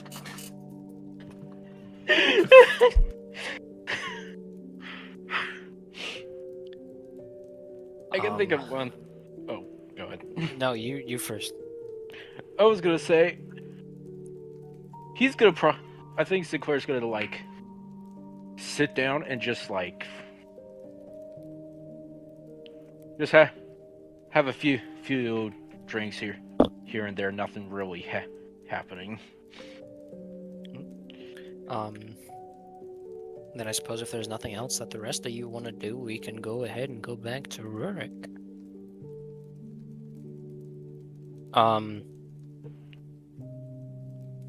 with the two beers given to you by Valaris, you make your way into the almost manor at this point. And it's warm in here. Outside of the forest in the Oh, sands. fuck, I forgot to mute while I was typing notes. I'm sorry. You're good. But out in the sand and whatnot, the sun beats down on you, and even within the boundaries of the forest, it's hot. Not uncomfortably so, but in here it is a soft, subtle warmth. The building is entirely made out of wood, with light trimming along the edge of the walls and whatnot. The interior is mostly open, with very little differentiation between rooms and whatnot, with mostly just a foyer, a sitting room to your left as you step in, and a large kitchen to your right. In front of you, stairs lead up to a second floor. And as you step in, you hear footsteps up above from the second floor. And after a few moments, Lutara comes into view. He looks much the same as he did before. Tall, glowing slightly from his lightly blue skin. But there's a new air around him. When you first met the angel, he was aggressive, lashing out against those that he thought had imprisoned him all that time ago. And in the grove, he seemed kind of lost, trying to find his place in this world that he no longer quite recognizes. But now he seems complete, fully having realized where he belonged as this leader of the people in this new safe haven. He looks down from the edge of the stairs, leaning on the banister, and gives you a smile, and he goes, I heard you all had returned. It's been a long time. For me, anyway. Rurik smiles. Even though it was mere hours, it has been a long time even for us. Last I heard, you and everyone I sent with you went back here. Kinda here, at least. And tried to check on everyone. From the looks of it, my suspicions were wrong, which is good. And he hands him one of the things of ale. I know you don't drink, and you don't have to, just at least hold on to it to make me feel a little better. The angel chuckles as he steps down the stairs to take the mug, and he goes, I won't lie, it was a little worrisome going back there. I had feared the worst, I suppose, especially after I realized that Quip and Sinclair weren't behind me anymore. But well, it all worked out in the end, I suppose. I have a lot to talk about with you. Is there a place where you and I, alone, no ears, can be? I don't want to scare the people with the news I have. he gestures around at the building and he goes, "It's empty in here for now, and I can always leave something outside to let the people know not to disturb." Is there a place where we can sit like old friends? Leave a Chat? sock on the door handle. Oh God. I like Um, Angel Lucy. Oh God. He gestures to the sitting room to the left of where you came in from, and he goes, "It's always right here." As he gestures, you feel a small burst of magic, and a sound come from the other side of the door, likely him magically creating something there to be an indicator. As he steps into the sitting room, moving to one of the chairs as he sits down, gesturing for you to take a seat opposite him. I think Rurik with one hand would grab his warhammer, walk over, sit down at the table, and place it next to him because his warhammer's normally on his back. He would also take off his backpack and stuff like that to get comfortable enough to sit down. But he would grab his warhammer and put it on the table. This isn't meant to be threatening. Rurik shows no signs of being a threat. Lutara probably knows Rurik is just a very cautious man. And he will take a big gulp of his ale. And over the span of what felt like hours to Rurik, he would explain to Lutara everything that they encountered after his disappearance. And he would even he looks at him and it says the names, describes everything that happened, the battle between Future and himself, being Freythan, somebody close by, the whole 9 yards, and just the whole 9 yards.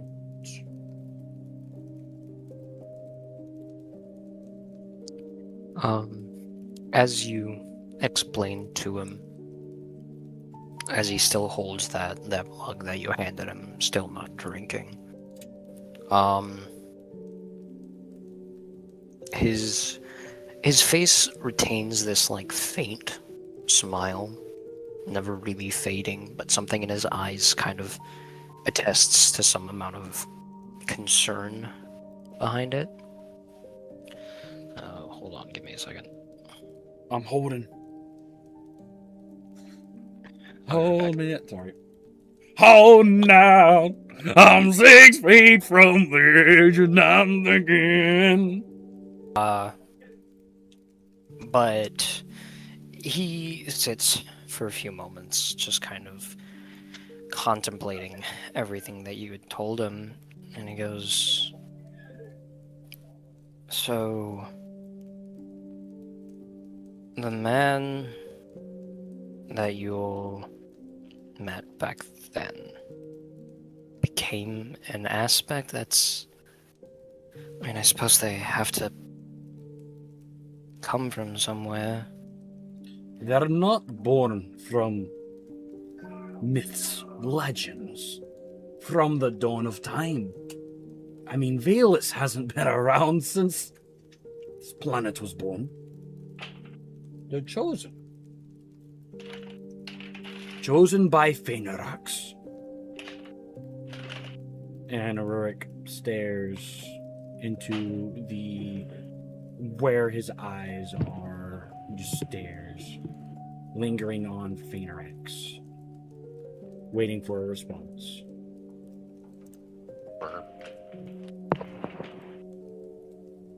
And anything? Not really. Okay. But he goes, "So we have a name for the creator, for the author." And 4 out of 6 aspects death. 2 remain. Peace and violence. Valus very obviously being violence. And he looks back at Lotara. That remains 1. Peace. What again is your goal, Lutara? Lutara looks at you, pretty much immediately clocking what you're getting at. And he goes, Rick, don't. You know that I don't. I know. But neither did Freythan. I'm not here to fight. I'm not here to argue. I'm here to speak theories. Freythan, against his will, did everything in his power to help me strike him down, angry enough to slaughter him. He didn't want to. There's a part of him that still lived on. This Phainarax has plans for this place. I want you to think hard and long, Lutara. Think. You've been alive for how long? You have knowledge. You've seen conflict. What do you want most? When did that change? And was it truly your choice to change it?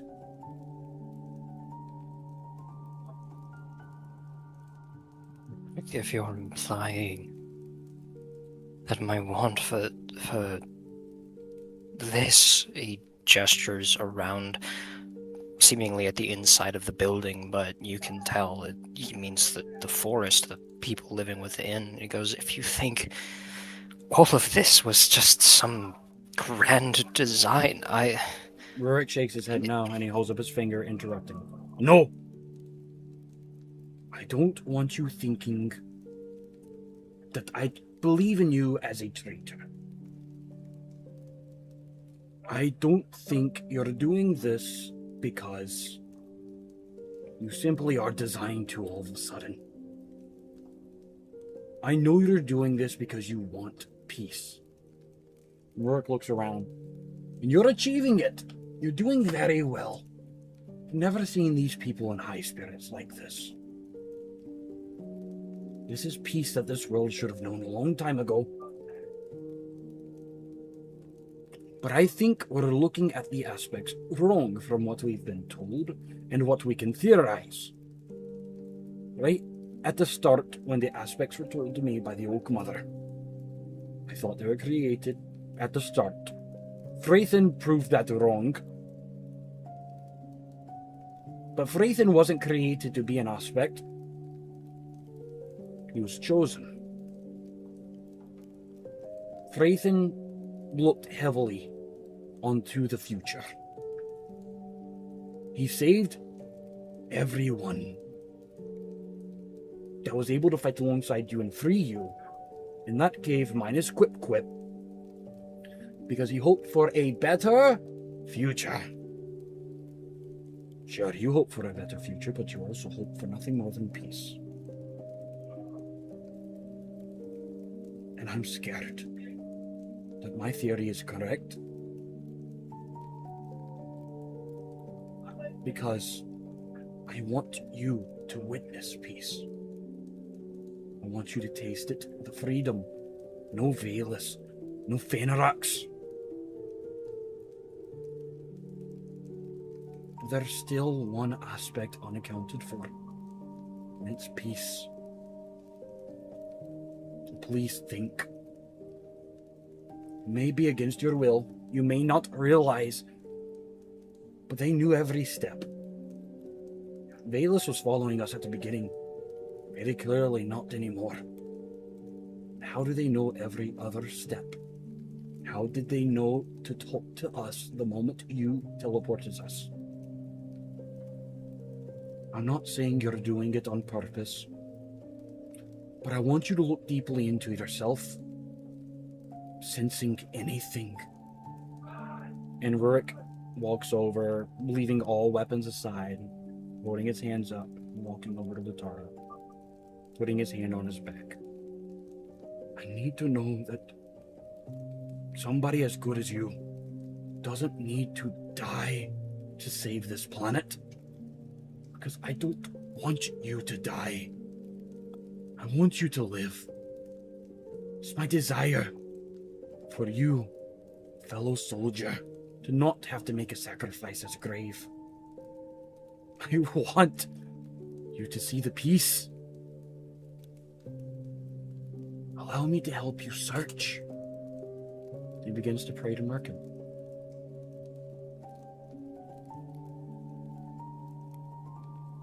What do you say? He says out loud, Merkin, my lord above, guide us in this troubled moment. Overpower the Creator himself in any powerful scheme, every powerful lie. For once, we are winning this war. Allow us to gain an upper hand. Allow Lutora and I to know the truth. Give us your great insight. Embed it into us. And let us learn and figure out where to go from there.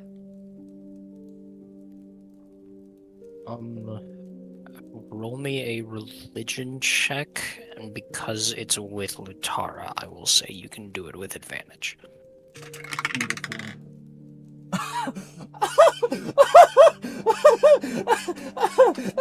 That's fucking painful. The first roll's a natural 20.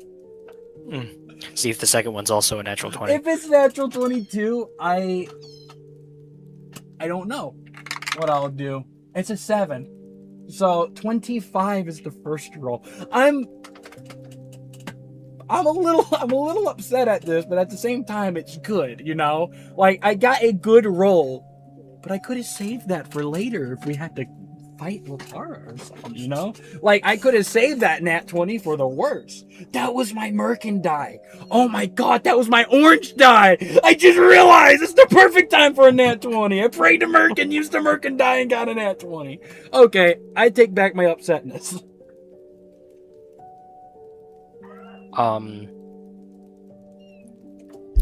You sit for a moment, repeating this prayer in your mind. And for several long moments, nothing happens. But then you're given one answer. And it's one of great, immense sorrow.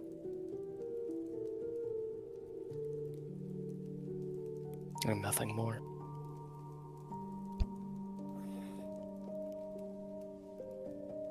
No. And he backs away and shakenly stares at Lutara. Did Lutara get the same feeling? He does. And for the first time since you saw him again, the smile is gone from his face.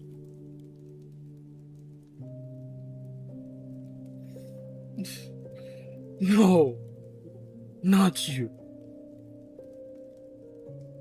Everything added up. I knew the moment I looked at you, staring at the civilization. I had a feeling. It clicked. Everything lined up, and with Valus and Wraith, and everything just added up. Not you. Anybody but you. Gods. Even me, but not you. Not you.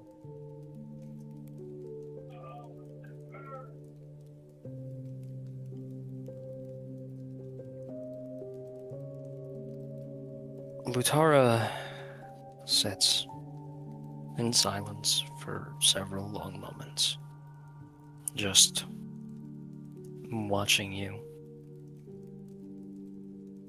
Like I said, the smile is gone from his face. That look of concern that had been floating behind his eyes has only gotten stronger.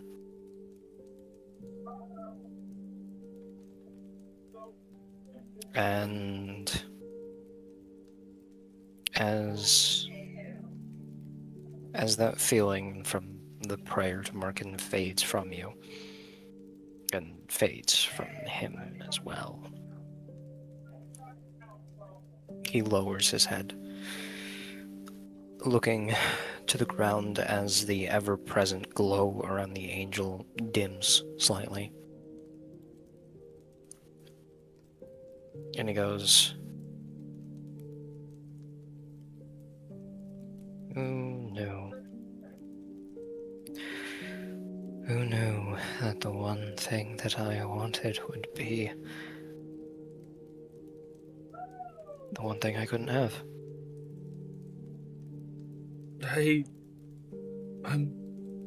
I'm so sorry, Utara. There has to be another way. There has to be something. I can't allow this. Not you. You fought for war, and you better yourself. You've aided us in more ways than one. You've helped these innocent people. There has to be something. Anything. He sits in silence for a few more moments before he looks up at you. The faint smile back on his face, but strained, painful. And he goes, "There isn't. Phaethon said it himself. Before creation comes destruction. Before peace comes death." I always knew that. Even as an angel of war, I knew that. Because the war was always to find that peace. Even if it was pointless, everyone fought, searching for the peace that was supposed to follow behind it, but it never came. No. Chains can break. Rules can be rewritten. Future's possibilities can be stopped and changed. Phaethon knew what had to be done. And I suppose I do too now. He stands up, turning away from you as he moves to the front door of the building. And he opens it, stepping out onto the porch that wraps around the front of the building. As he glances behind him, expecting you to follow. Rurik's already on his heels. He quickly gathered his stuff, not to leave it here, and he follows. What if I die instead? What if I take the mantle? What if there is a way? Rurik, if it were that easy,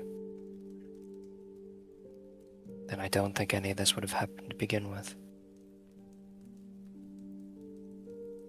He begins walking through the center of the grove as he looks around at all of the people. All the villagers from the grove as they mill about their days. Some celebrating, some simply working. As the two of you pass, they look to you both and give you smiles and waves, saying hi, and then continue about their day. How do we break the news? How do we tell everybody? How do we deal with this without breaking their spirits?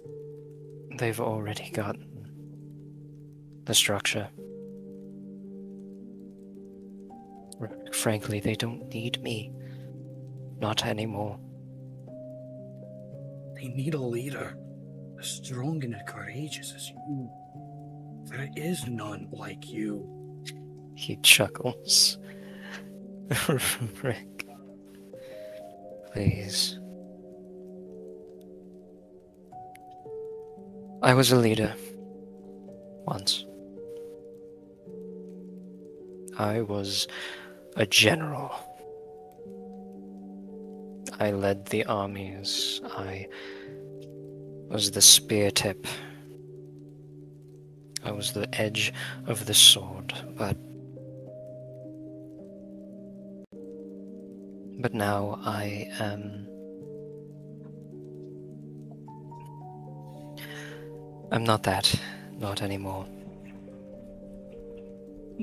By now, the two of you have passed by Lisbeth.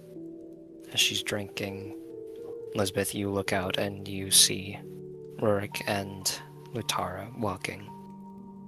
I do want to say I think Rurik at this point is like his face is covered in tears. He's panicking. He's just crying and sobbing, snot in his beard. And you see the visibly rattled and upset Rurik and the oddly calm Lutara.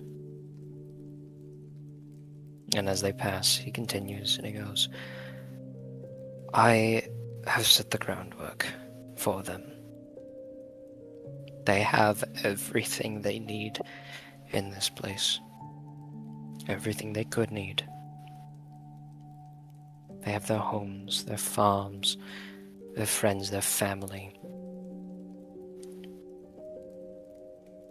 They can take care of themselves now. I knew that. I already knew that. But it wasn't without your help. No. It wasn't. But they don't need it anymore.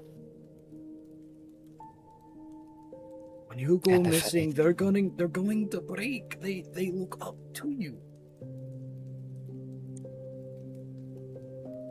By now, the two of you have reached the edge of this sort of clearing, back where the group of you entered from. I think from here, both Quip and Sinclair could see the three of you as well. And he stops, and he turns to you.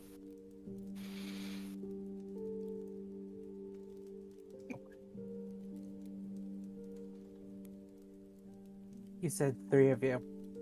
Uh-huh. All three of you. Yeah, me, Lisbeth, you, Quip, and... and Sinclair. Oh, okay. All three of you can see them now. Oh. Yes. But Lutara turns to you, and he goes, they may look up to me. Yes. I did a lot for them. I brought them here. I helped them set up this land. But I'm not the only one who's helped them. You and the others, you saved their grove more times than I did. You've done more for their grove than I ever did.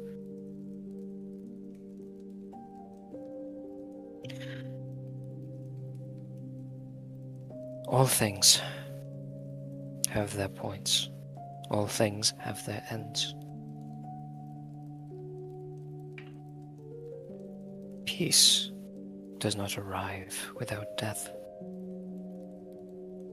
Even as an angel of war, I knew that. And now as an angel of peace, I know that far more. I know that even better.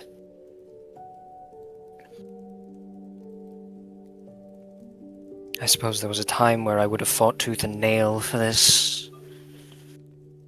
But he looks out around at all the buildings and all the trees.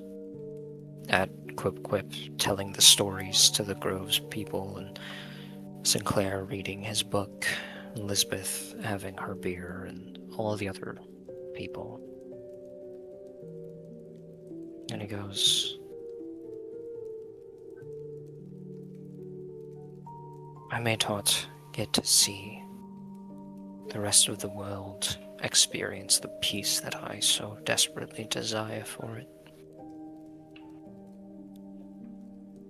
But I got to see this place have it.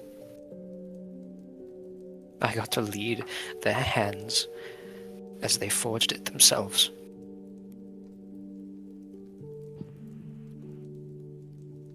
And if nothing else, I can die happy knowing that. But Rurik, he looks back to you, putting a hand on your shoulder. And he goes, if the aspects must die, if I must die for this cause,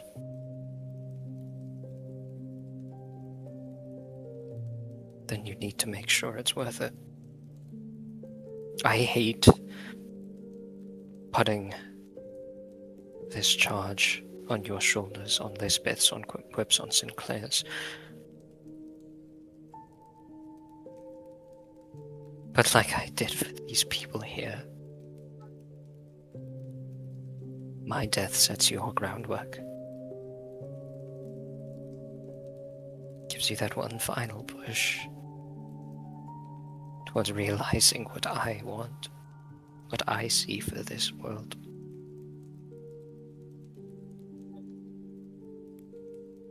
He turns again, lifting his hand from your shoulder as he steps into the trees. And he disappears for a few moments before reappearing amongst the trees as he glances back towards you, expecting you to follow. Ulrich looks around for a second. He wants to go. He tries to sneak off to follow. Knowing that everyone saw, he holds up a finger, a single finger, telling them to wait.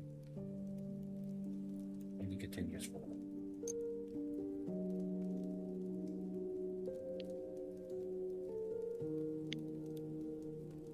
Lutara walks into the trees for some time. Not really seemingly going anywhere in particular, just walking before eventually stopping. And turns back towards you. Once again, giving a strained but genuine smile. And he goes, I suppose, if nothing else, I can bring you one step closer towards what has to be done. After all, That hurted. after all, I make 5 of 6.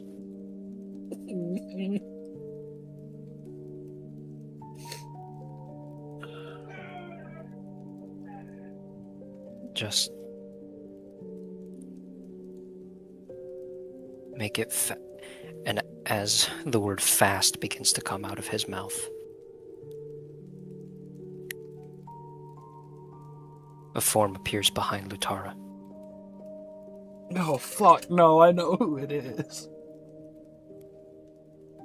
Don't do the voice. Before the word finishes out of Lutara's mouth, claw pushes through the back of his throat, coming out the other side, dripping with dark blue ichor. And the angel's form is lifted off the ground. And a familiar face smiles at you. Valus. Fast? I don't think we're going to be doing fast around here. She throws her arm to the side, sending Lutara's body limply flying until it smacks into a tree. I think Rurik would attempt to run towards Lutara. The intention is to try to quickly put his hands on Lutara and try to cure wounds assuming Valus is going to do something to stop him, he's still going to run.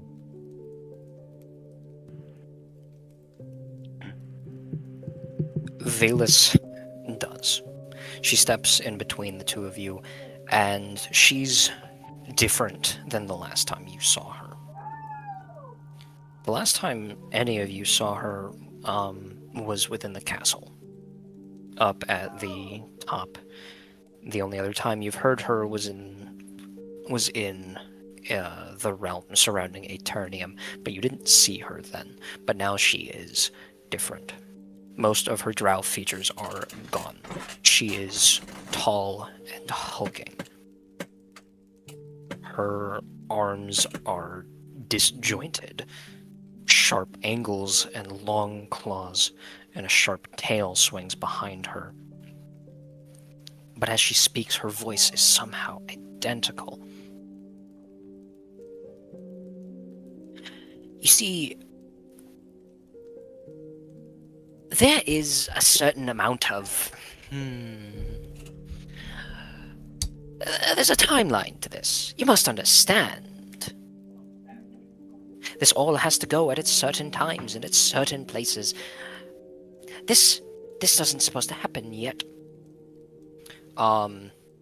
She swipes out her hand, moving to sort of like bitch slap Rorik backwards.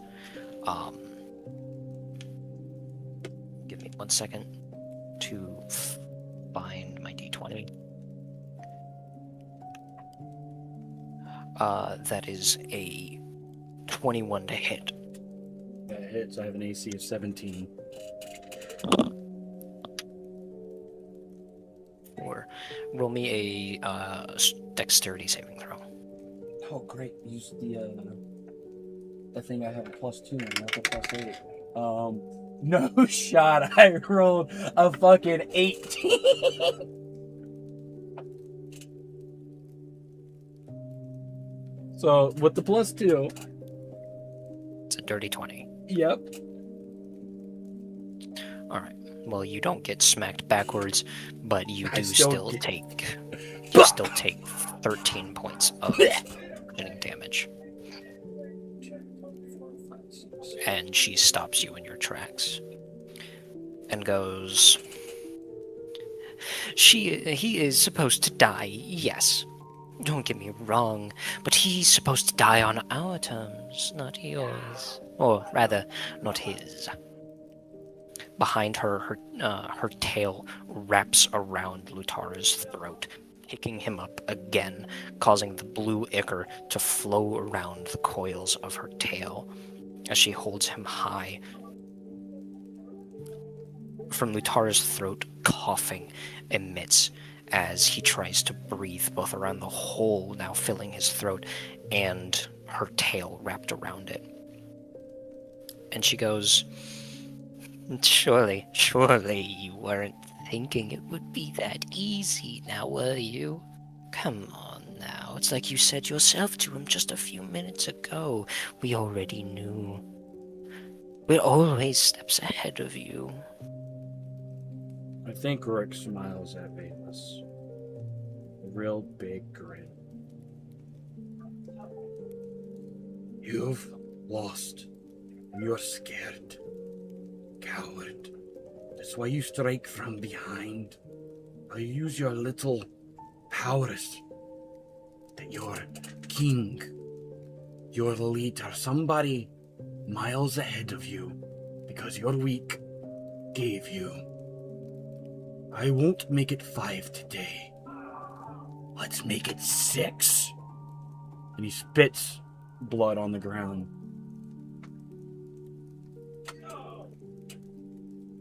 Drop him. Fight. Now. She grins at you, her face having taken a more snout-like shape in the time since you last saw her. And she goes, Drop him? You want me to drop him? Holding him would give you a disadvantage. I want this. A fair fight. Very well. Instead of dropping Lutara, her tail flicks hard, throwing Lutara's body back in the direction of the grove. Back in the grove, Lisbeth, Quip, and Sinclair, you all watch as the limp form of Lutara hits the ground just inside of the grove's boundaries, rolling to a stop, sending blue ichor flying everywhere. As the angel's body rolls to a stop, he sits there coughing, unable to pick himself up from the ground. What do the three of you do?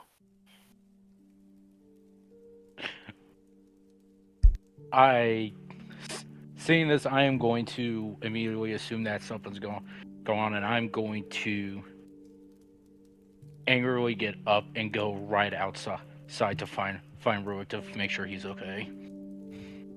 Okay. What about Quip? Isn't Quip a little intoxicated? I don't know if he'd really be able to.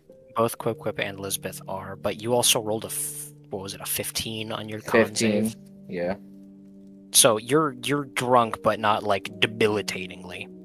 Okay, so he's not debilitated. That was my question. Well, having seen this, Quip is gonna stand up, shoo the people from around him, and start running towards Lutara's body to go and investigate what happened. All right. And what about Lisbeth?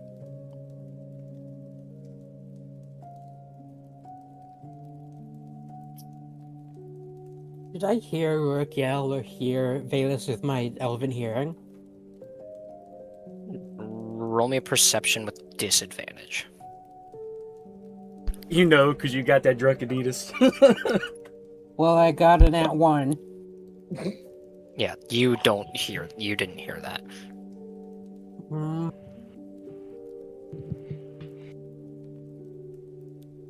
She knows she can't heal, but I think she's also at least smart enough to tell there's danger that way, so she's running past towards where she came from. Where he came from, where Lutara was thrown from. Alright. So Lisbeth and Sinclair are both running into the woods in the direction of where Lutara's body came from. Quip, you are going to Lutara, so I'm going to focus on you first. Okay. You make it to Lutara's body. He is alive, but his throat is already bruised from how tightly the tail was coiled around it, and there is a large circular hole going from the back of his throat all the way through the front, having gone straight through the spine and esophagus of his neck. Okay. And he sits there coughing, blood, ichor pouring both from his mouth and from his neck as he looks up at you. Tears are flowing down his face from the pain of it. But as you approach, he reaches out one hand weakly as he grabs your shoulder. And you hear in the back of your head his voice, calm and clear, as he goes, "Please, Quip. Don't worry about me. I'm already gone. I know I am. It's only a matter of time. I wish it wasn't here. Go. Finish what needs to be done. Please."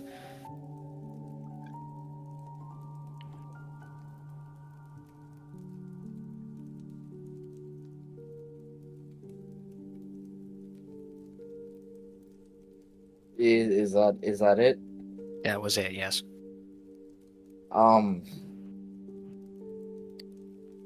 Well, I suppose with that, Quip is going to try and sprint off towards the forest, still glancing back at Lutara every once in a while, looking back and just, checking on his body.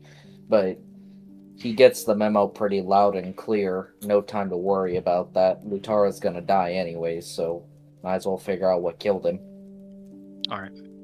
we're going to cut back to Rurik and Valus for the moment. Chris, roll me initiative. As I roll this, I think Rourke will say something along the lines of, "You will not get them. None of them. You will only get me." As he gets a 18, because I got a +2 to initiative. Valus beats you by 1. Damn! These bees.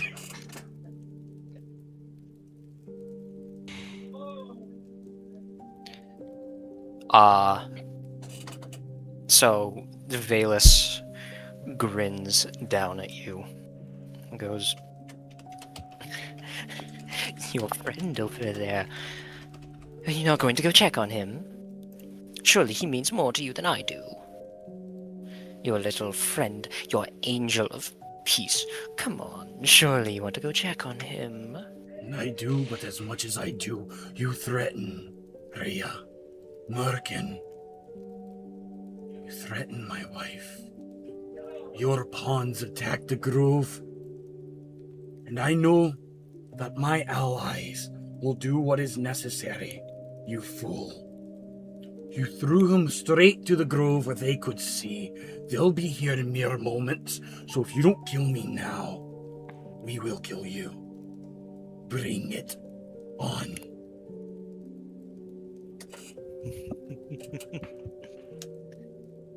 Breton, you underestimate what I intend. She is going to attack you now. She's going to take 3 claw attacks at you. All right.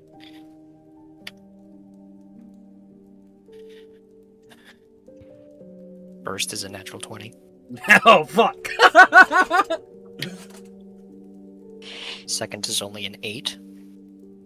First one, owie. Second one, hand.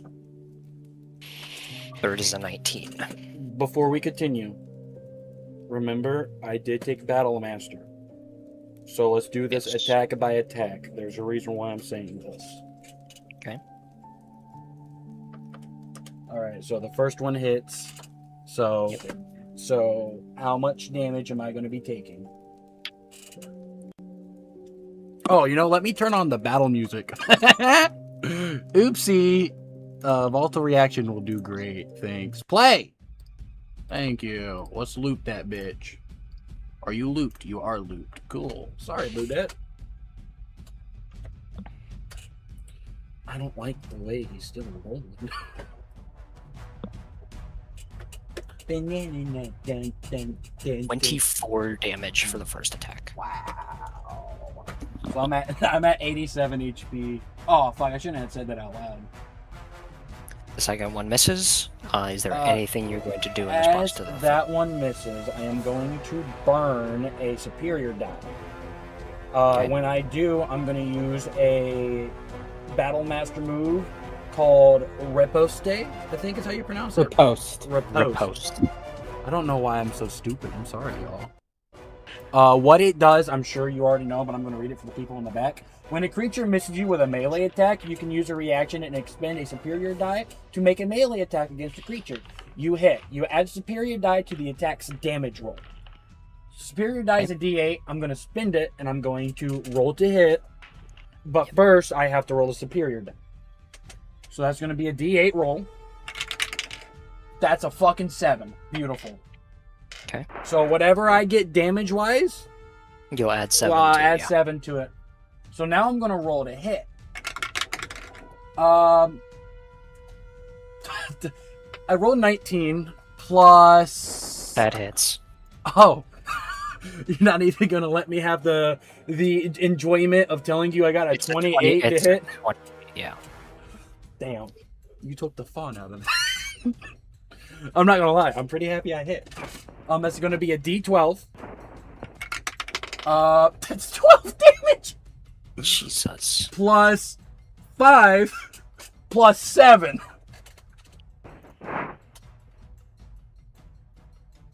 If I need to pull up a calculator, I can real 24 quick. damage. Did I hit the bitch back for what she hit me?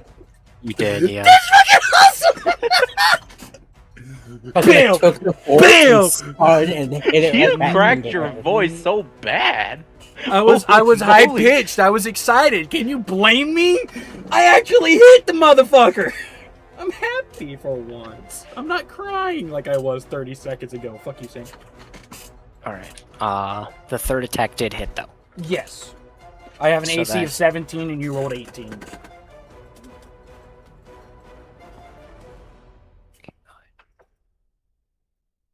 Oh lord, that's a lot of count. 13 more damage. Awesome. 74. And that is going to be the end of her turn. All right, let me bring this down the right real quick. All right. Start up my turn. My turn.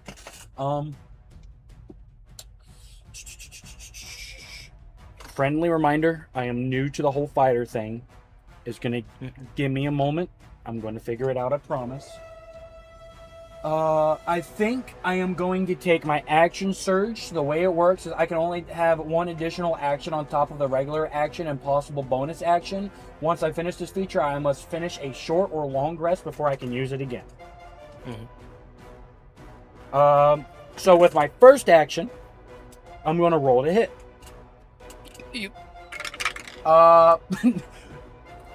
You finally have multiple attacks too, don't you? I rolled the same exact fucking number. I rolled a 19.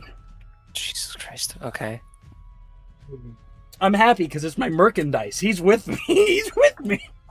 And this hit, I'm going to add the D8 worth of damage. I'm going to roll the D8 first. What the fuck was that? Does someone just have a brain here? That's going to be Sorry, my friend 1 sent for me the something. D8. I got 1 from the fucking D8. So a D12 plus 6 because it's a plus 5 to damage. Yes. So here goes the D12. The first one, 7 plus 6. That's 11. Yes, 11. No, 13. What the fuck? I'm high. Okay. Then my second action, I am going to once again. So I've come down swinging with the Warhammer, right overhand. Bam! Hit. Bring down. Bring it. Twist it. Bring it back up. Hit again. 27. I got an 18 that time. All right. That also hits.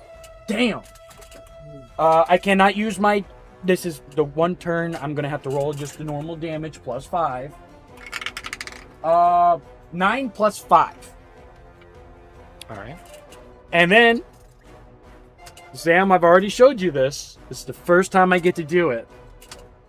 Yeah. I'm gonna hit a War Priest action. So let me go ahead and mark that down. That's gonna give me another attack. So I'm gonna roll to hit. Please don't be in that one. Dirty 20. That hits.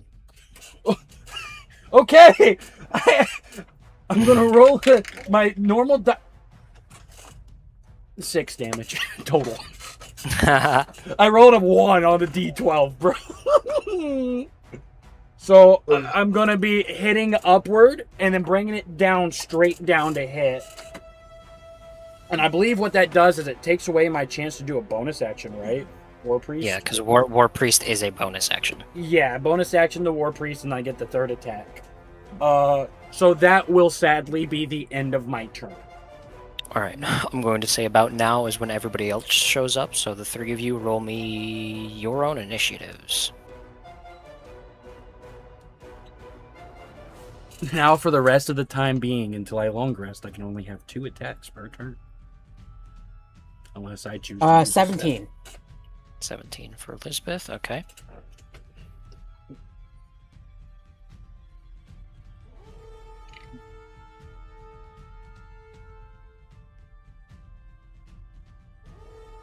Hold on. 7. Quick, got a 7.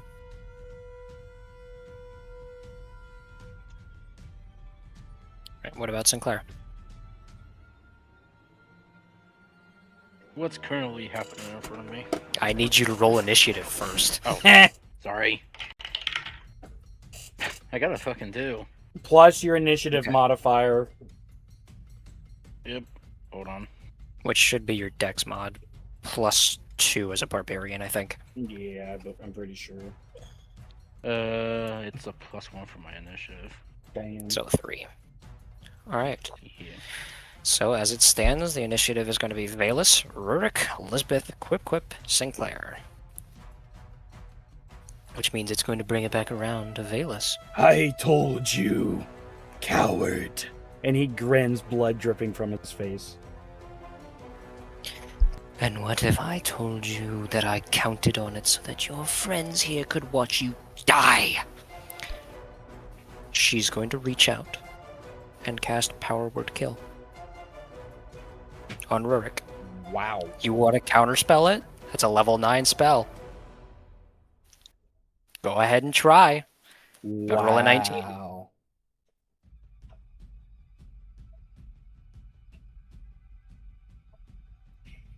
You fucker, the joke! The joke from earlier, it's real!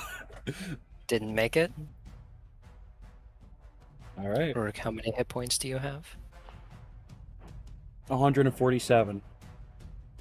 No, I got not enough, is what I have. I have 74 HP.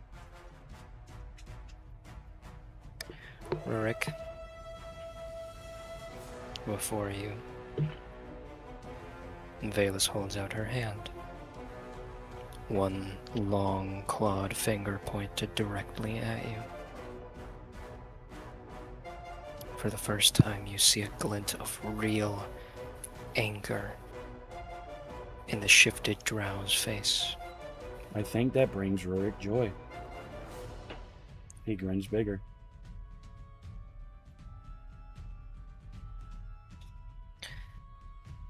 For a moment, nothing happens. Everything is still, silent. The only things that exist in this moment are you and Valus.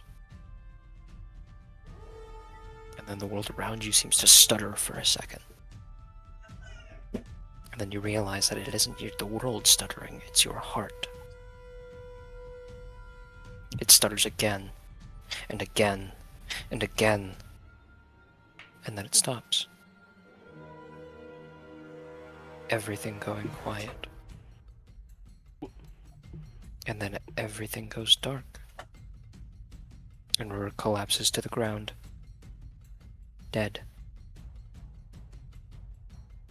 And that is where we will end our session. You motherfucker! You bastard! Yo, fuck! I will be back.